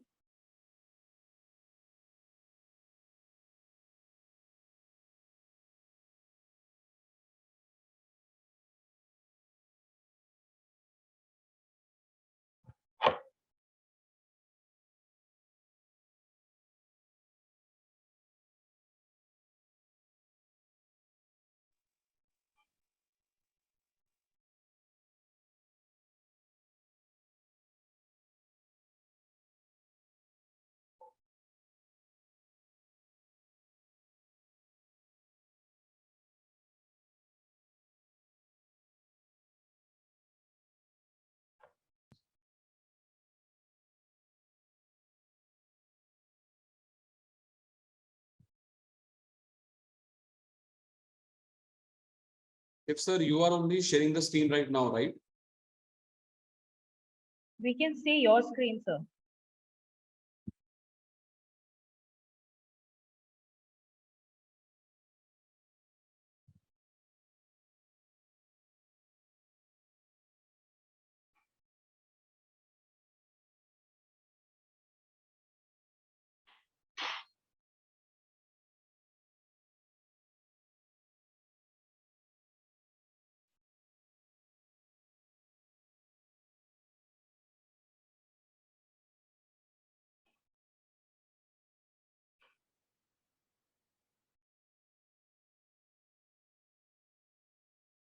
अभी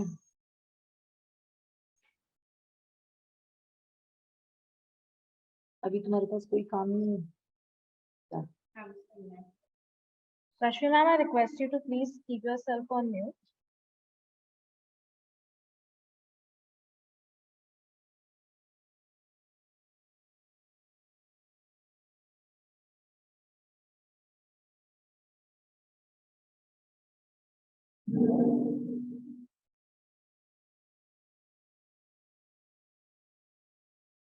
So we can now see your PPT.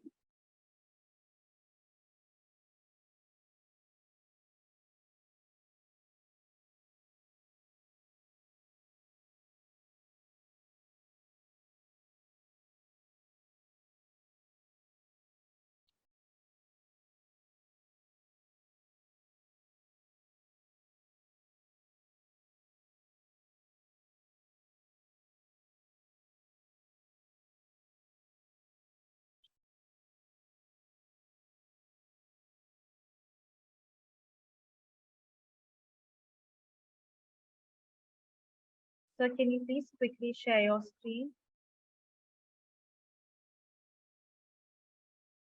Yes, we can see the PPT now. Probably you can start your presentation.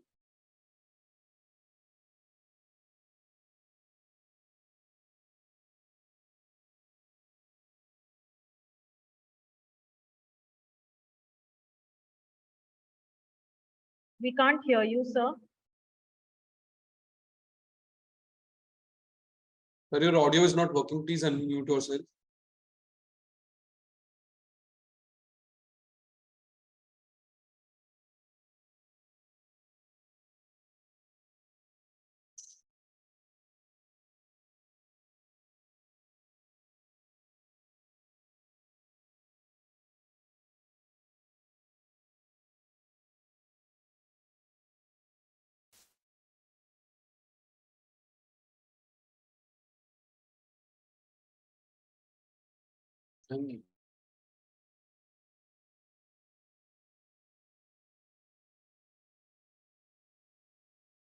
Sir, can we move ahead until then you can probably fix your audio and we can move to the next participant.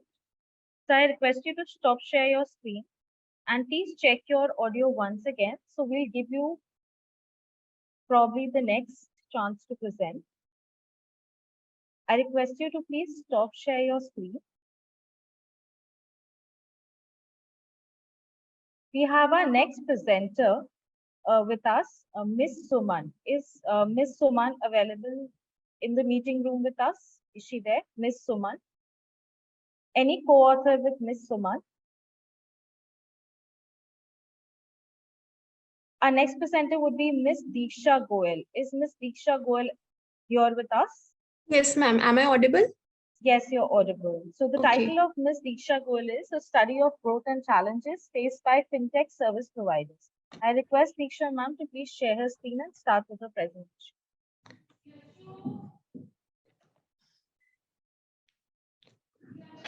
Good morning, one and all. Is my PPT visible? Yes, ma'am, it is visible. Okay. Yeah. Myself, Diksha Goyal. I'm assistant professor in Department of Economics in Maharaja Agrasen Institute of Management Studies. The topic of my paper is Study of Growth and Challenges Faced by FinTech Service Providers. The table of content includes introduction, review of literature, objectives of study, research methodology, data analysis, suggestion, and conclusion. Ma'am, sorry to interrupt you. Ma'am, can you please just adjust your camera? We are not able to see your face properly. Okay, sorry. Yeah. Is it now okay? Yeah. Is it okay, sir? Yeah, it's okay. Okay, so I'm starting with the introduction part. The first is what are fintechs? Basically, these fintechs are technology-driven startups which are, flourishing and challenging. A more appropriate term would be disrupting the conventional traditional banking system and financial players. Now, the kind of services, the wide range of services they are offering includes crowdfunding, digital payment solution, online portfolio management, and international payments. So they're offering wide range of services to the users. Now, is India supporting these fintechs? Does Indian environment supporting this fintech services? Yes, definitely. How they're supporting, how India is supporting, because of growing infrastructure, supporting infrastructure like internet, data access, increasing users of smartphones, then Aadhaar-based authentication, along with the project of India Stack capabilities, which is basically deals with financial inclusion of population. But and this task can very well be fulfilled by fintechs, because our traditional bankers, traditional banking system, they are actually not able to cater to our large population. So all these factors are basically providing stimulus of growth to the fintech service providers. Now the next is how they are how they are affecting the traditional banking system. Basically the traditional banking system, they are getting a threat, the very tough competition. They are facing very tough competition from these fintechs. They are actually, to compete with them, they have to improve their technical know-how, they have to be more customer friendly, they have to improve their service base, they have to modify their business idea. In fact, some of the traditional banks, they are actually coming, they are actually partnering with these fintechs to upgrade themselves and able to compete in this tough environment. Then a challenge, an important challenge with these fintechs are facing is basically because of the increasing users of these fintechs, a strong risk management system is required to meet the increasing frauds. So this is an important issue which these fintechs need to look upon, and in fact government have to look upon, because of the increasing use of fintechs, and most of the transactions are going online. So a proper risk management system is is essential for present era. Now the objectives of my study, I will be exploring some of the factor which is moving the people's inclination towards fintech. Then I will be exploring the challenges with the fintech companies are facing. And then I will be suggesting the changes in the existing framework on the assessment of future fintech in India based on the finding of present studies. The research methodology, a structured questionnaire has been prepared and shared among people. I got, it was responded by 117 respondents in Delhi NCR area. And an important finding from that is that most of the users, out of 117 respondents, 102 were the users of fintech, and most of them were in the age group 20 to 40 years.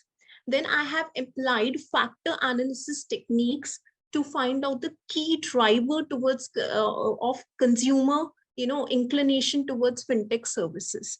And lastly, I have found out the challenges which the fintech service providers are facing. Sorry to interrupt. First call, 5 minutes completed. Okay, so this is a data analysis part. The question is, since when the people are using fintech services? So most of the users were found to be using fintech services for more than 2 years, which is clearly indicating that COVID is one of the important reasons for people inclination for going towards these services, these online services. Then another question was question from the respondents were that the most important segment, given the wide range of services, the most prominent services among the users were payment and banking. This is another important finding from my survey. Then I made a comparison between how much transaction was carried before COVID and how much is carried after COVID. So the result I got is that before COVID, like 40% of the transactions were carried using fintech services. Then I also found out among the various fintechs provider, which is the most popular fintech provider among the people, among Pine Labs, Paytm, Policy Bazaar, and most of the people were preferring Paytm. Then the last question, that how much transaction were carried out after COVID. So a large increase in the transaction was found out after COVID era. So this is clearly indicating that COVID has become an important reason for people adopting fintech services. Then the factor analysis technique, when I've applied factor analysis technique, the value of KMO turned out to be 0.72, which is indicating, which is reflecting the adequacy of sample size. And we can use factor analysis over here, and 3 important factors were extracted. Sorry to First interrupt, is 7 minutes, final call. I would really request you to please wrap it up in another 30 to 40 okay, seconds. yeah. The 3 factors is extracted were, which has resulted in people's inclination, ease and benefit of using these services, then widespread acceptance in the sense that now these services are, all merchants are accepting such payments and all. So it has a widespread acceptance. And the security and trust that people, eventually they are gradually developing trust towards these services. And there are certain challenges which fintech service industry is facing, like lack of infrastructure, low literacy rate, there is narrow in scope, and security issues. So finally, in conclusion, I would like to say there's a great scope for these, for these service provider to grow in India, given the environment of India. But there are certain challenges also, like because of their growth and because of certain security issues, RBI is putting some of the mandation on their working, so they have to deal with that. Thank you. Over to you, Rashmi ma'am, for the Q&A. A very good presentation, very well explained, Ms. Diksha Goel. My question to you is you have explained about the challenges, you've explained about what is the reason for wider use of fintech nowadays. And can you suggest certain measures which are being taken to overcome these challenges? Have you mentioned? Basically, government is, because of the increasing frauds, government is, becoming more, stricter with these, service providers to adopt a very strong risk management system, and, to spread the, the knowledge among the people that how they can secure themselves from fraud. Like they always go, don't share your OTP with anyone. Even as some of the, these fintech service provider, they are going for mock drills. They are calling, customers, and they're asking OTP, and then they tell, no, this is a fraud call. You should not tell your OTP, because if you are, so you have to be very careful while doing the transaction, and especially you don't need to share your OTP for having a secured transaction. So government is really making efforts and in protecting customer and regulating and basically alerting these service providers to how they can protect consumers from such frauds. Can you just tell me one positive measure which has been taken by RBI towards the fintech users? It's a recent one. Because you working in fintech. Yes, ma'am. Ma'am, can you just repeat? I give you a hint regarding tokenization. Okay. Ma'am, what I know is that RBI is day to day making, tasks tougher for these fintech service providers. They are, they have to comply with many of the regulations, these service providers, to satisfy RBI. And also government is, getting very much vigilant about the frauds and consumer protection.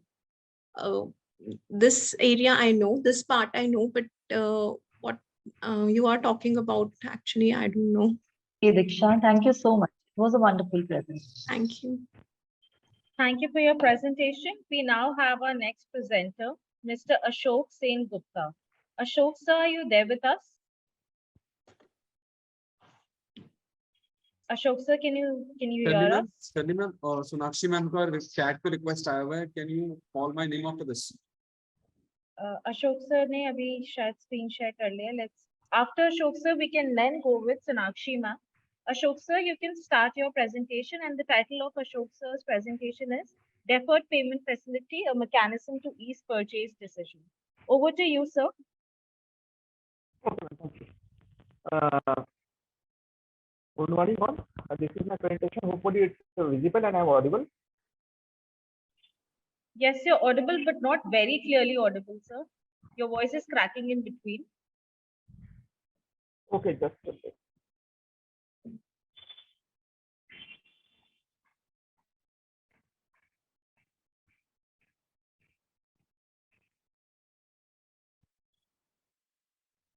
It's audible now? So you can continue. We'll let you know if you're not audible. Okay, this is my presentation, and my topic is deferred payment facility and mechanism to ease the purchase decision. Sir, And, can you please slide show the presentation? Oh, 1 minute, 1 minute. Yeah.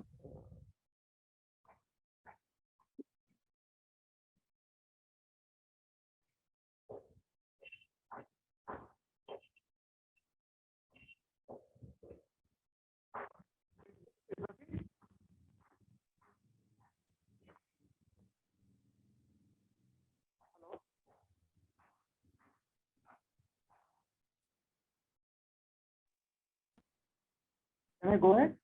Yes, please.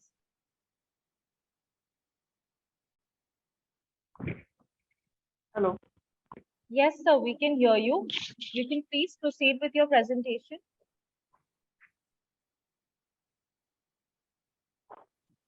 Ashok sir, can you hear us?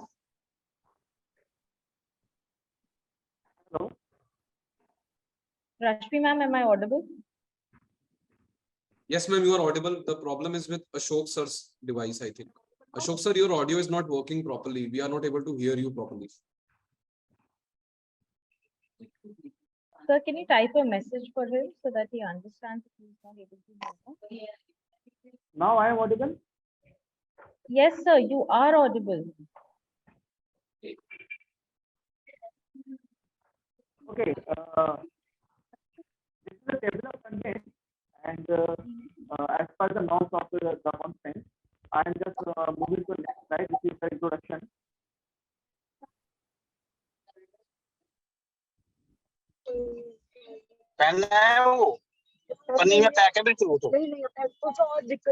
Topic introduction is deferred. Actually, demand of the products and services are depend on the paying capacity of any customer. And each and every customer wants to increase the purchasing power with the credit facility.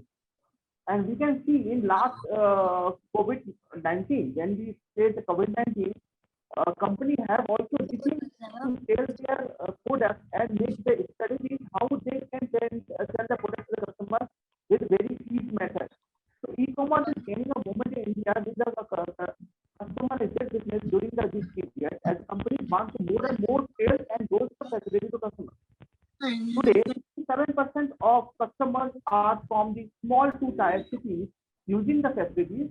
Next step to the introduce of buying the papers or deferred payment facility by the buyer and cashless facility to the buyer. India's deferred payment or buy now pay later market is estimated to $3 to $3.5 million today, but it will grow potentially by 45 to 50 billion by 2026, according to the consultant from Gsmc. The firm also estimate the number of deferred payment users in the country is greater than 80 to 100 million by 2026, from the 10 to 15 today. So what is deferred payment? Deferred payment facility is a microcredit system offered by the startup companies.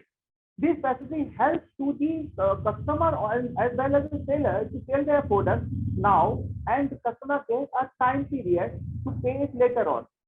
The advantage is this is, first of all, there is increased affordability, instant access of credit, safe and secure transactions.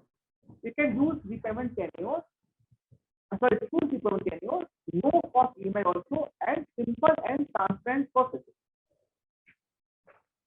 some players in the market are the follows: Just Money, Lazy Pay, Simple Pay, Amazon Pay, Ola Money, Paytm Postpaid, Flex Money, Easy Pay, and Capital Flow. I also done some literature review, and these are some of the literature review on which the paper also are in various indexes, which said the visibility and the usage of deferred payment nowadays. So now I will moving to my objective to understand the demographic characteristics of consumer preference, to analyze the user perception towards DP means deferred payment, and to find the impact of multivariable purchasing values of goods by deferred payment specialists. Research methodology: I collect 200 samples from Lucknow by using Google Forms. It is a descriptive kind of research. These are the some profiles of the respondents. There we see the service sector having 46.38, businessman 28.98, student 7.25, housewife 13.40, others at 4.25. Income range 8.99 have less than 20,000, 3.23 between 20,000, 30,000, 41.48, 31 to 50,000, more than 50,000, 10.30. In this research, I found that 86.90 respondents made frequent purchase during the deferred payment method like credit card and installment. Paytm Postpaid and offer utilized application 41% of all deferred payment mechanisms, followed by Amazon Pay Later. 80% of respondents utilized post-payment mechanism by goods annually that cost less than 20,000. 88.41 respondents believe that the deferred payment system has enhanced their purchasing power. 94.20% of the respondents satisfied with the deferred payment mechanism. 86.96 respondents think that deferred payment mechanism has a positive impact on the market economy. Same number of respondents also improve the quality of life. 72. Sorry to interrupt. First call, 5 minutes completed. Okay. 72.31 responded concurs that this payment has raised demand of the durable goods. 88.41% of customers had issues with bank credit card and services. 91.48 agrees that the deferment mechanisms are considered similar than the credit card. 86.96 of the respondents believe that the deferment percentage improve their capacity to meet future demand of the utility goods. 88.41% responded deferment mechanisms enhance their desire of product scale. 65.22% responded believe that deferment mechanism is an obstacle to the personal savings. There is negative also.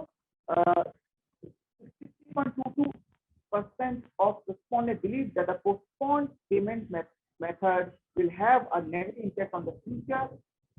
Respondents believe that the postponed payment may be very advantageous in the economy. My conclusion: after this study, it's clear that purchasing power decision and buying behavior is completely dependent on the factors. New financial inclusions during COVID-19 support personal finance to the customer. Deferred payment concept also helps the companies to see the sales performance with the enhancement of the technology and initiatives of financial institutions. Growth of deferred payment has very high. These are the references from my side. Thank you.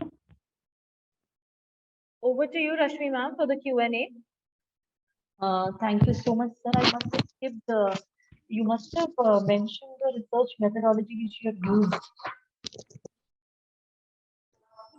Can you please ask repeat the question or put in the chat box? There is Sir, am I audible?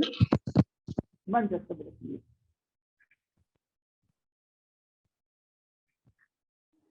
Please repeat the question. Sir, like I must have missed out. Have you mentioned the research methodology for collecting the data? What methodology have you implemented in this paper? What methodology? Okay, it is descriptive type nature. I just use descriptive analysis here. And I also working on the other factors and try to use some more natural part. It's a working paper now. And You're not audible, sir. You're not audible. I'm not audible. Your voice is breaking a lot, sir.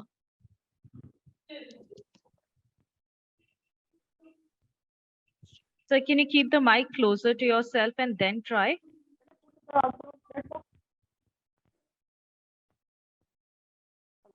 Sir, there is some issue with your mic or with the internet setting, I suppose. The audio breaks in between.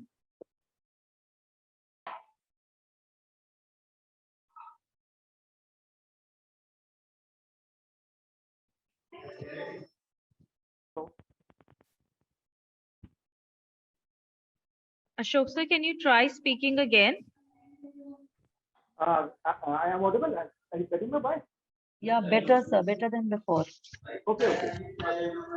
Actually, I collect the data from Lucknow city only, and this is my working paper. In this thing I just Oh.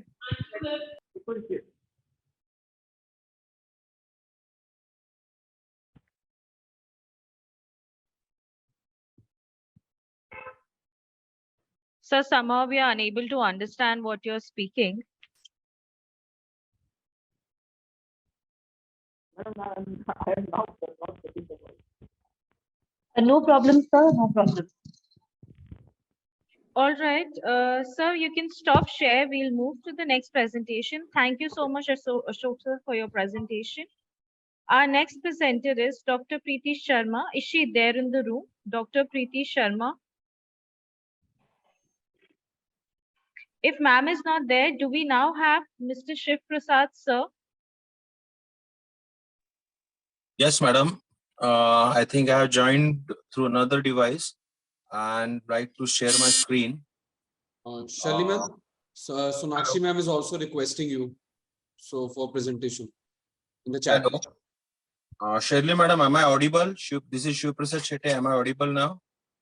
Yes, sir. Yes, you're audible. I'm speaking through Redmi. Hello.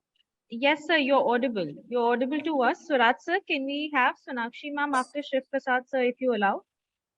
Yeah, I'll type in the chat box. All right. Thank you. Shiv Prasad, sir, please start sharing your screen and start with the presentation. Okay, madam. I'm sharing my screen.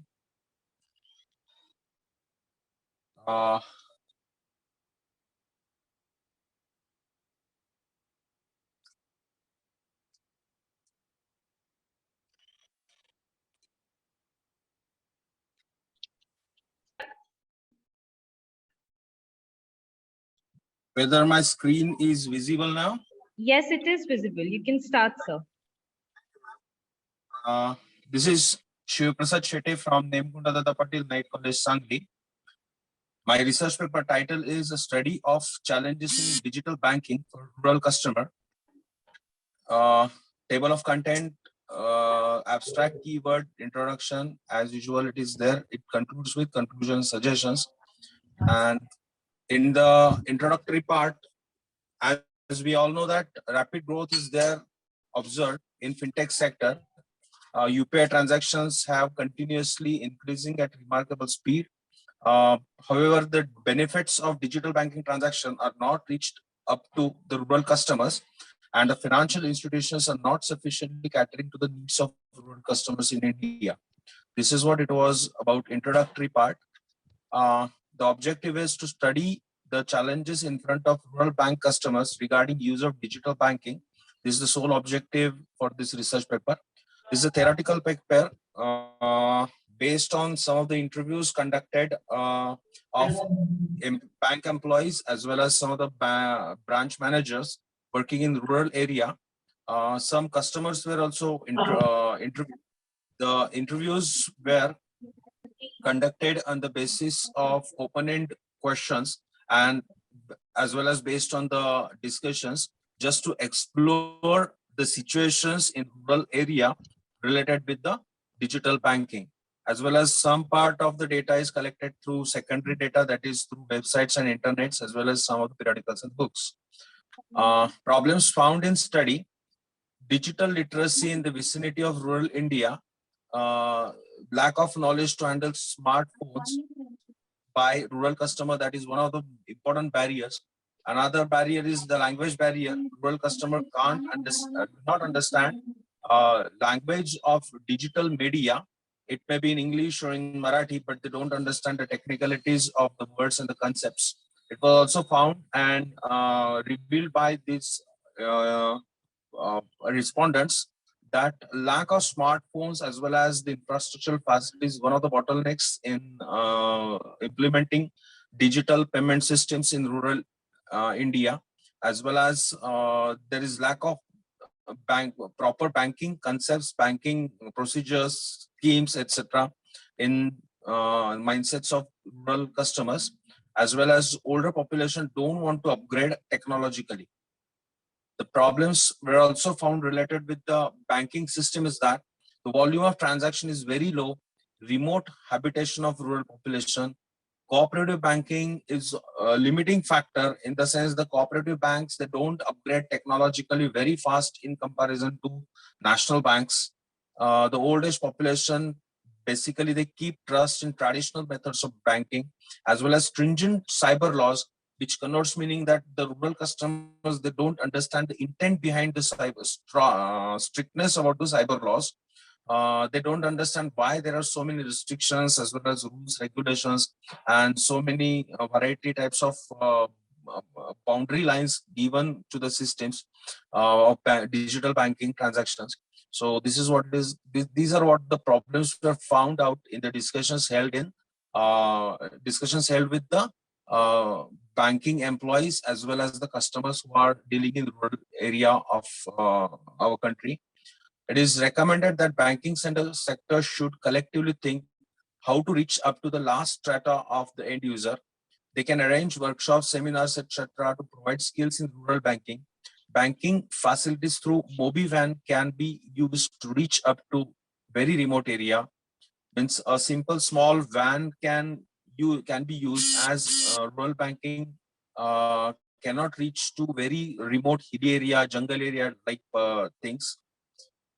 In conclusion, it can be said that widespread of internet facility, cloud technology, upcoming 5G services, better secured software and software systems have paved the way of better digital banking in India.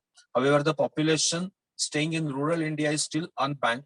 They need digitalized banking in a better sense. It can be suggested that the banking authorities need to get into research providing digital banking skills to rural India. Rural India needs to provide less costly technology, arranging workshops to impart training of digital skills, use of mobile banking vans to reach remote areas. These all parameters can be used to improve overall digitalization of banking sector in rural India. I'm thanking you once again, all the organizers, as well as the conference convener to allow me to participate in this conference. Thank you very much. Thank you, Ashok, sir. Over to you, Rashmi ma'am, for the Q&A. Thank you, Mr. Shiv, for such a wonderful presentation. My question to you is as per the EY report we were going through was that as the digital transformation and the digital adaptation by India is around 87% if we compare with the global adoption of digital transactions or digitization is 63%, 63 or 64%. So this is a recent report of EY where the adoption rate of India has been shown as 87%. And in your presentation, you have shown that the reluctance of acceptance of digital payments. So how is it contradicting? Yes, madam. Apparently, it appears that everybody, almost because of Janadhan Yojana and all these things, almost each person in rural area is connected with the banking transaction, as well as they are trying to use internet facilities and mobile banking facilities. Apparently, it appears, but truly speaking, if we'll get into depth, if we'll travel into the rural India, we can find out that people are reluctant to this because they don't have facility, even some basic facilities such as they don't get adequate range of internet, and they don't have any smartphone facilities, as well as cooperative banking sectors. These people, they don't have adequate ability to facilitate rural customers.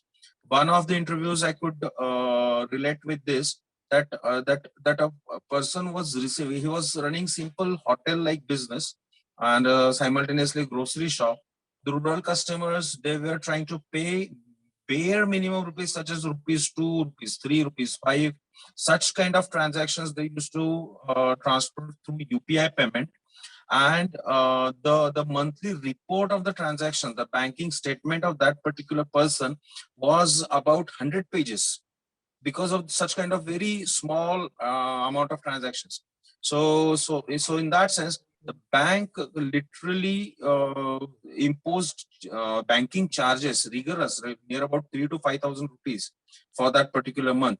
And not only that, the bank literally wrote a letter to that customer that to avoid such kind of very small amount of payments, such kind of things were found out. So these people, they refrain to use such kind of digital transactions, which we are very accustomed to use in city lives. So that is a scenario. And simultaneously, as the technologies moving ahead, the technology is progressing with a rapid accelerating speed. As we move on to the next level of technology, the rural India remains backward situation only. That the gap is not being able to fill it up. So that is a major disadvantage which is being observed by rural population, rural banking customer. They either remain backward or remain unbanked. That's it. Thank you so much, Mr. Shiv. Thank you, ma'am. Thank you very much. Thank you very much. Thank you so much, sir, for your presentation. We now move ahead with the next presentation of Ms. Sonakshi Mahajan. Thank you. Ma'am, are you there with us? Am I audible? Yes, ma'am, you're audible. We request you to please share your screen. Finally, I'm Ashok here to sir, present. Ashok sir, can you please stop Ashok sir, sharing can your you please screen? stop sharing the screen? Yeah. Just a second. Is it visible? Yes, ma'am, it is visible. Your PPT is visible. You can start with your presentation. Okay, so good morning to all the respected dignitaries, faculty members, and all the dear presenters over here. I, Sonakshi Mahajan, Assistant Professor at Rukmani Devi Institute of Advanced Studies, Pitampura, will be presenting on the topic Business Strategy Formulation in the Trans E-Commerce Supply Chain, a hype between managing risk and ambiguity types in this third Global Strategic Management Conference 2022. So the contents for the presentation will be the introduction, the objectives, the RM, the analysis, the recommendations, and the conclusion along with the future scope of my paper. So coming to the introduction of what is been here in this study, trans e-commerce supply chain is the popular international model due to its rapid expansion all over the world, but with the strong economics such as China. The purpose of this study is to learn how organization in this. Am I audible?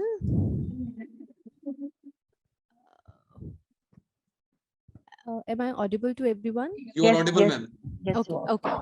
Okay, so the purpose of this study is to learn or to how to in this industry deal with the logistic uncertainties and whether the type of this uncertainty has such an impact in the risk management tactics used to deal with them. So the study uses the control variables such as the company's nation with China. Interviews with some of the respondents are also added to this to my survey. So in this context, trans e-commerce supply chain, the research examined the logistic ambiguity and the risk management strategies. So in this purpose of this paper is reluctant to the 4 potential areas that has to be defined along with the 2 components specified, which is internal and inter-organizational components. The objectives are primarily related to the investigation of the various types of sources of risk in this field in the country as China, and to ascertain the what risk management approaches an organization will take up in this supply chain logistics, which will be implying the work area of the ambiguity. So as specified, we have 4 areas to describe. First is passive, where the small scale procedures are being used by the corporation. Second one is the internal, where the company's practices are weak, but their internal uses are very strong. Collaborative, where the corporation has a strong internal risk factor, but there has the weak interside of interorganizational component. And the fourth one will be the methods which involve both the strong opponents of the internal and the interorganizational components. So based on this study, we have the RM as follows, which will be measured on the 4 chosen factors, which are taken for in this paper will be the industry, the firm size, the country area between the home and destination, and the type of company China areas have been there. So the survey data has been implied in this whole study of the research paper, and the hypothesis which has been used is to study the strategies for risk management of the companies active in trans e-commerce supply chain, which is associated with the type of the ambiguity factors. As specified in my slide, that contingency theory has been taken up for this modern approach, because obviously this is the future predictability, how we can take the quantitative or the qualitative approaches in the RM. Due to the fact that business frequently outsource their supply chain management to service providers, data was gathered through the online poll in China. So it was difficult to define the population for the same in this investigation, but still somehow I was able to contact the professionals through LinkedIn, as it is the foremost source of interacting with the people. So using this platform, I have collected the 100 businesses and 180 professionals that match my research and which also justify my objectives. So basically, the RM which is stated over here is based on the 2 factors, which is one is uncertainty factors, and along with the risk management strategies to find out how ambiguous our data will be. So the uncertainty factors have these uncertainties that need to be considered, but on the 2 components which have already been specified, which is internal practices and inter-organizational practices.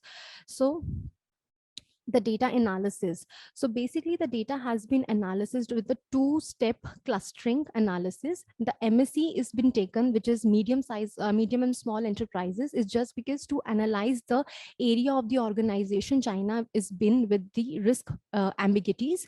So there will be the 2-step hierarchical cluster analysis. First will be done the cluster analysis with the wards technique. Wards technique is basically to analyze how much there is the area which we can meant to go with the clusters. Sorry to interrupt. First call, 5 minutes complete. Okay. Thank you so much, ma'am. So the analysis will be based on the industries which has been taken care of. You can read it from the presentation because I have not a good time to present. And the origin country will be there is this along with the title of the job. Now, the uncertainty factors which have already specified along with the 2 components is been measured along with the platform of SPSS, which where I can round about the audits or the average or the mean standard deviation of all the respondents I have recollected with the help of SPSS. So this is my analysis which has to be taken care of. And this is a hypothesis relationship which has displayed that how risk management strategy has been taken care of along with the p-value specified here. And as stated that SPSS always required the p which is greater than 0.05, less than 0.05. I'm so sorry. Okay, so coming to the recommendation in this terms of risk management techniques, we have been used several customer service data to be recollected to find the ambiguous data that has been taken care of in the analysis. Though we have a limitation of timeline to survey or study the questionnaire, still there are certain implications of the research which has to be taken care of. The dual position that e-commerce role as the facilitator to the company's ability to expand internationally is well documented in this literature. So as to conclude, despite the fact that the study provides both theoretical justification and the actual evidence of this supply chain, there are a number of ways the work could be improved. As I have taken the country as China, we have different countries that need to be explored because there is a less of a research has been taken care of in UK or US. And the factors that leads to be given as a suggestions for the additional development paths will be the monitoring the circumstances over time and making an effort to create a longitudinal survey to assess the platform or the pattern of evolution to both the uncertain components and the risk management techniques. Thank you so much for giving me the opportunity to present here in front of you all. If you have any suggestions or questions, I'm ready to take it up. Thank you. Thank Thank you. you, ma'am. Thank you, Sonakshi, for such a wonderful presentation, very well articulated. Sonakshi, my question to you is, like, any specific preference for choosing China for your research work? Actually, ma'am, as we all know that there will be the two deviations in the country right now. It's pre-COVID and post-COVID. So I'm reluctant and I'm very curious to know because I'm very addicted to LinkedIn platform and I have been connected with so many people in China. Not because I was keen to my study, but obviously somehow if we see the side factor of Chinese people, they are more good into presenting. They're more into research. If you go through with the region of particular area, I'm not talking about the COVID scenarios. So I have I have met two person, one is Yen Yen and one is Chang Yin. I've specified the names and they were so they were so curious about my study that they want to be a part of it. So I have no I have a lesser time of around 4 to 5 months to collect the questionnaire, but these people were so helpful to me that they submit my questionnaire in front of all the people and they have actually wowed me for putting efforts to this presentation. So I feel that yes, this is the one reason because I need to explore with this another country that is not too very close with India right now, but still it is this research is very close to my heart and I really wanted to get some more time to enhance my area, a particular area in this region. Any other country after China in which you will be interested in doing the research or the chance UK. UK. Why Yeah. not India? Actually, I want to compare India with UK, like what the logistics will be there and what will be the supply chain we have. That and will be a the country. comparative analysis. Yes, that will be the comparative analysis. Thank you so much, Sonakshi. Thank you. Thank you so much. Thank you, ma'am, for your presentation. We now have our next presenter, and as this paper is paper of absentia, the time limit is of 5 minutes. I request all our judges to avoid evaluation and Q&A. The presenter who will be presenting is Mr. Aryan Mansoori and the author is Mr. Nitin Sharma. The title of the paper is The Rise of Digital-Only Banks, Open Banking and Digital and Neobanks, a Critical Review. Do we have Aryan Mansoori with us? Yes, ma'am. Is my voice audible? Yes, it's audible. You can now share your screen. Okay.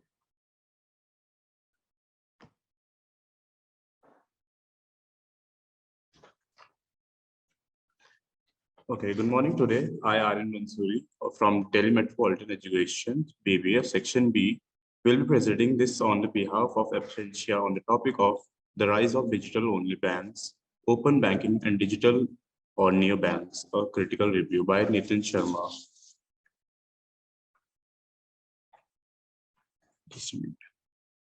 The table of contents are as follows: the introduction, the objectives, the methodology, findings of the study, and the conclusion. For the introduction, we have that digital disruption is no longer a buzzword, but a paradigm shift. Facing a scenario of complex technological solution, banks of today will need to rethink their operating models and strategies to meet the needs of their tomorrow. Physical restrictions such as lockdown and economic downturn have led to adoption and acceptance of online and digital bank service. The objectives we have are that we will be understanding the relevance of digital-only banks, open banking, and digital or neobanks, elaborating their offering and opportunities, exploring on open banking scope for future.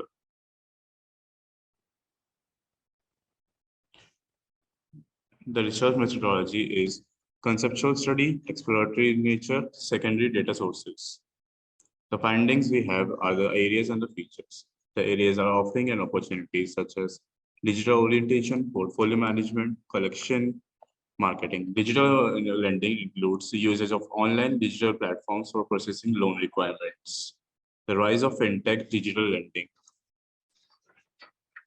In order to meet the changed customer needs and reaching out to them, digital banks are adopting usage of alternative data sources. Example, usage of social profiling score when payer data is not available, usage of data from channel partners such as telco data, shopping pattern, and many more, such as usage of behavioral data analytics to understand customer patterns.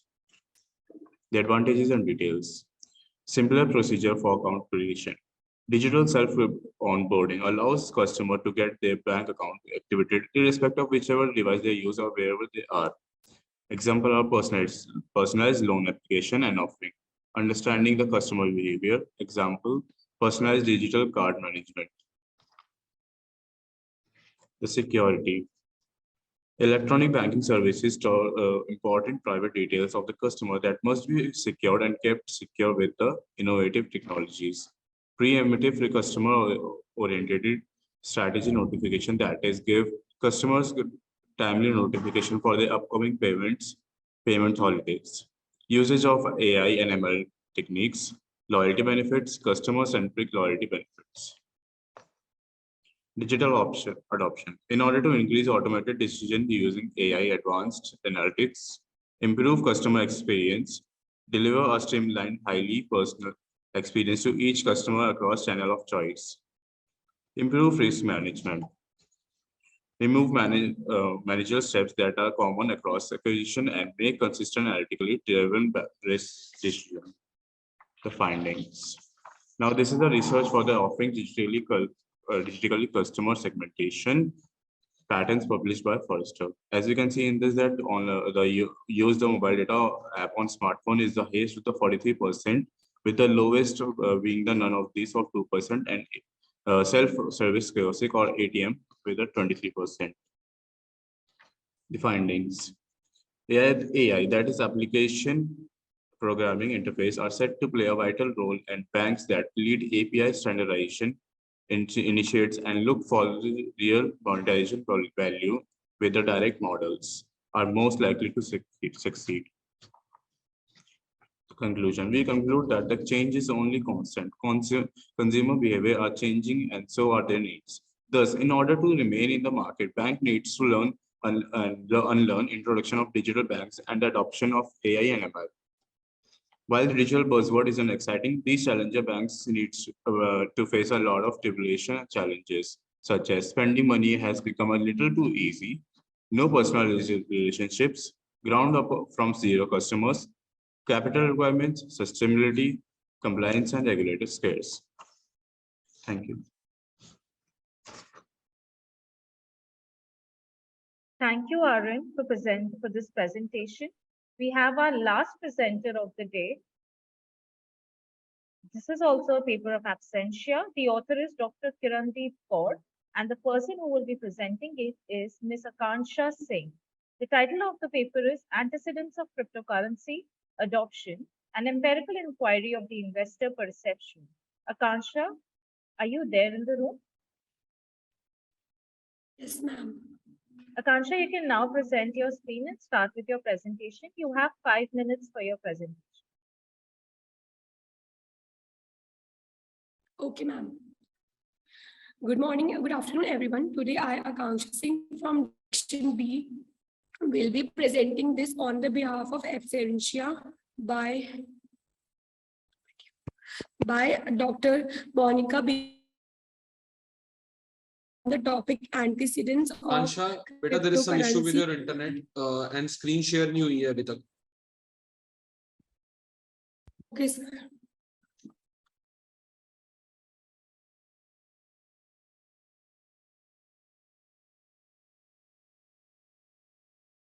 Am I audible? You are audible. Screen share कर दो बेटा.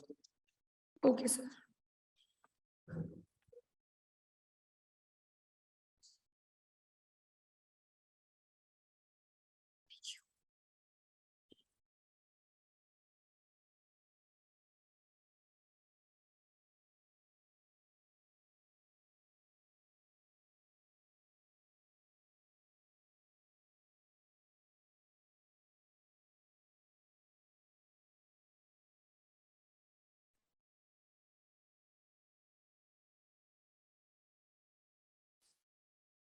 Good afternoon, everyone.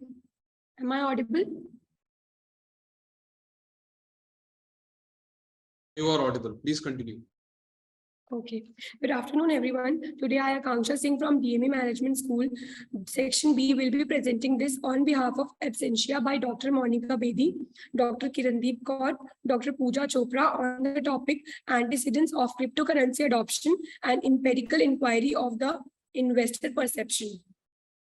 So basically, we will cover introduction, objectives, research methodology, data analysis, and recommendations and conclusion. Introduction. Cryptocurrency is a digital currency used for transactions as a normal currency. It has gained momentum as a mainstream investment and payment option. Rapid digitization and technological advancement in global financial markets has fueled it has a framework that takes into account secure payments online, which are designated as virtual tokens and are addressed by record sections interior to the framework. The objective of this study is to study the antecedents of adoption of cryptocurrency by consumers as an investment option. Research methodology. The present study used as a sample of 250 customers chosen randomly from North India. The respondents were asked to assess items of various constructs such as perceived advantage, perceived monetary value, perceived security risk, perceived transaction cost, decentralized nature, speed of transactions, anonymity of transactions, exchange risk, volatility of rates on a 5-point Likert scale. Various tests such as correlation, regression, Kruskal, Wallis were used to analyze the data. The Cronbach coefficient alpha was used to examine the reliability of the scales. Data analysis. The sample study has more males than females. Majority of the population is between 26 to 33 years age group, followed by 18 to 25 years age group, which is 34.4%. More youngsters are cryptocurrency investors. They are being more tech savvy. Most of the population is single, with married respondents being 34.6% in the sample. 30.4% of the respondents are from science background, which is highest, and around 52.5% are from non-science background and others. The graduate population comprises of 47.7% of total sample, whereas 52.3% respondents have done their masters. Roughly 45.70% of the population earns between rupees 20,001 to 10,000 monthly. The results indicated that two of the most important factors are consumer consider during their investment decision towards cryptocurrency are perceived the security risk and perceived monetary value of the currency. A large portion of the population views cryptocurrency as that build wealth and are primarily interested in investing in the crypto market based on their monetary value rather than on their underlying application of technology. Recommendation. The study suggests that in order to create awareness and a much better understanding of the ecosystem of cryptocurrency and its benefits, more digestible information and awareness about the applications and use of cryptocurrency is needed.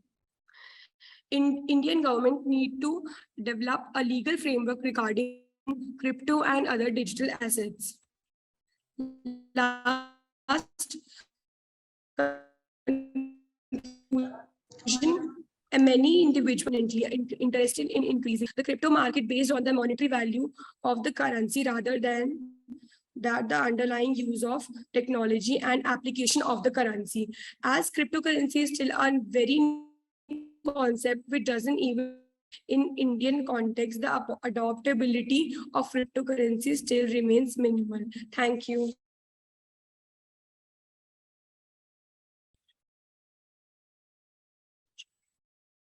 Thank you, Kansha, for your presentation. Thank you, ma'am. We thank Now that we have come to the end and all the papers are presented, we thank all the teams for being here today and showcasing some marvelous works done by you all. Big congratulations to each one of you. And now arrives the moment where we all are eagerly waiting for the announcement of best papers. We have with us two names for two best papers. The first being Miss Sonakshi Mahajan for her paper titled Business Strategy Formulation in Trans E-Commerce Supply Chain, a hype between managing risk and ambiguity types. I request Ms. Sonakshi Mahajan to please switch on her video. Our next paper is, our next top two paper is Mr. Girish Garg. His title is A Bibliometric Analysis of FinTech Trends and Empirical Investigation. I request the two winners to please switch on their videos for a group pic.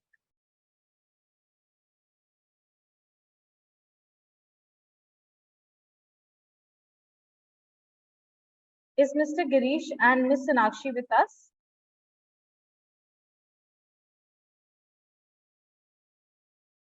Moving ahead, congratulations to our winners and best wishes to all the participants. The organizing committee will get back to you for your certificates. We thank all the teams for being with us here today and showcasing your commendable work. Special thanks to Dr. Rashmi Chawla for giving her valuable insights and guiding the presenters well. Thank you, ma'am, for being there with us today and guiding each and every participant for their better work and better research for the upcoming research papers and the research work they do. Thank you so much, ma'am. So, Raj sir, can we have the certificate of appreciation for Rashmi ma'am on screen?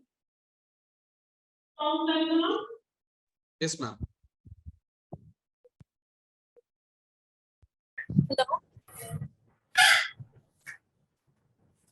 Sonakshi, ma'am, you want to say something? Am I audible? Yeah, Yes, you audible. Sonakshi ma'am. Please switch on your camera. Please switch on your video. You have won the Best Paper Award. Oh, thank you so much. Actually, I'm not able to start my video. No Okay. problem, ma'am. This is a piece of information that would be making you happy throughout the day. Thank you so much, ma'am. Means a lot. Sir, can we have Rashmi ma'am's certificate on screen? Yes, ma'am. Just one second.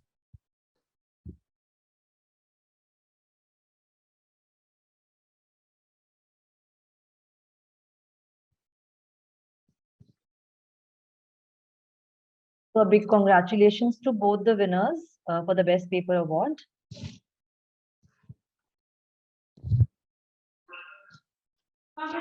Thank you, Rashmi ma'am. We were truly honored to be a part of this entire conference, and you being the judge, I'm sure the presenters would have definitely taken away some key points from your questions and your feedbacks. Thank you so much, Rashmi ma'am. Thank you, Shirley ma'am. Thank you, Saraj sir. And thanks to all the participants who have overwhelmingly presented their topics. And it was a wonderful time listening to all of you. Special thanks to Ms. Pooja Tripathi, Mr. Suraj Manchanda sir, and to our participants and audience for being a part of this knowledgeable forum. We now conclude our day and best wishes to all of you. Thank you once again. So, Raj sir, we can stop the recording.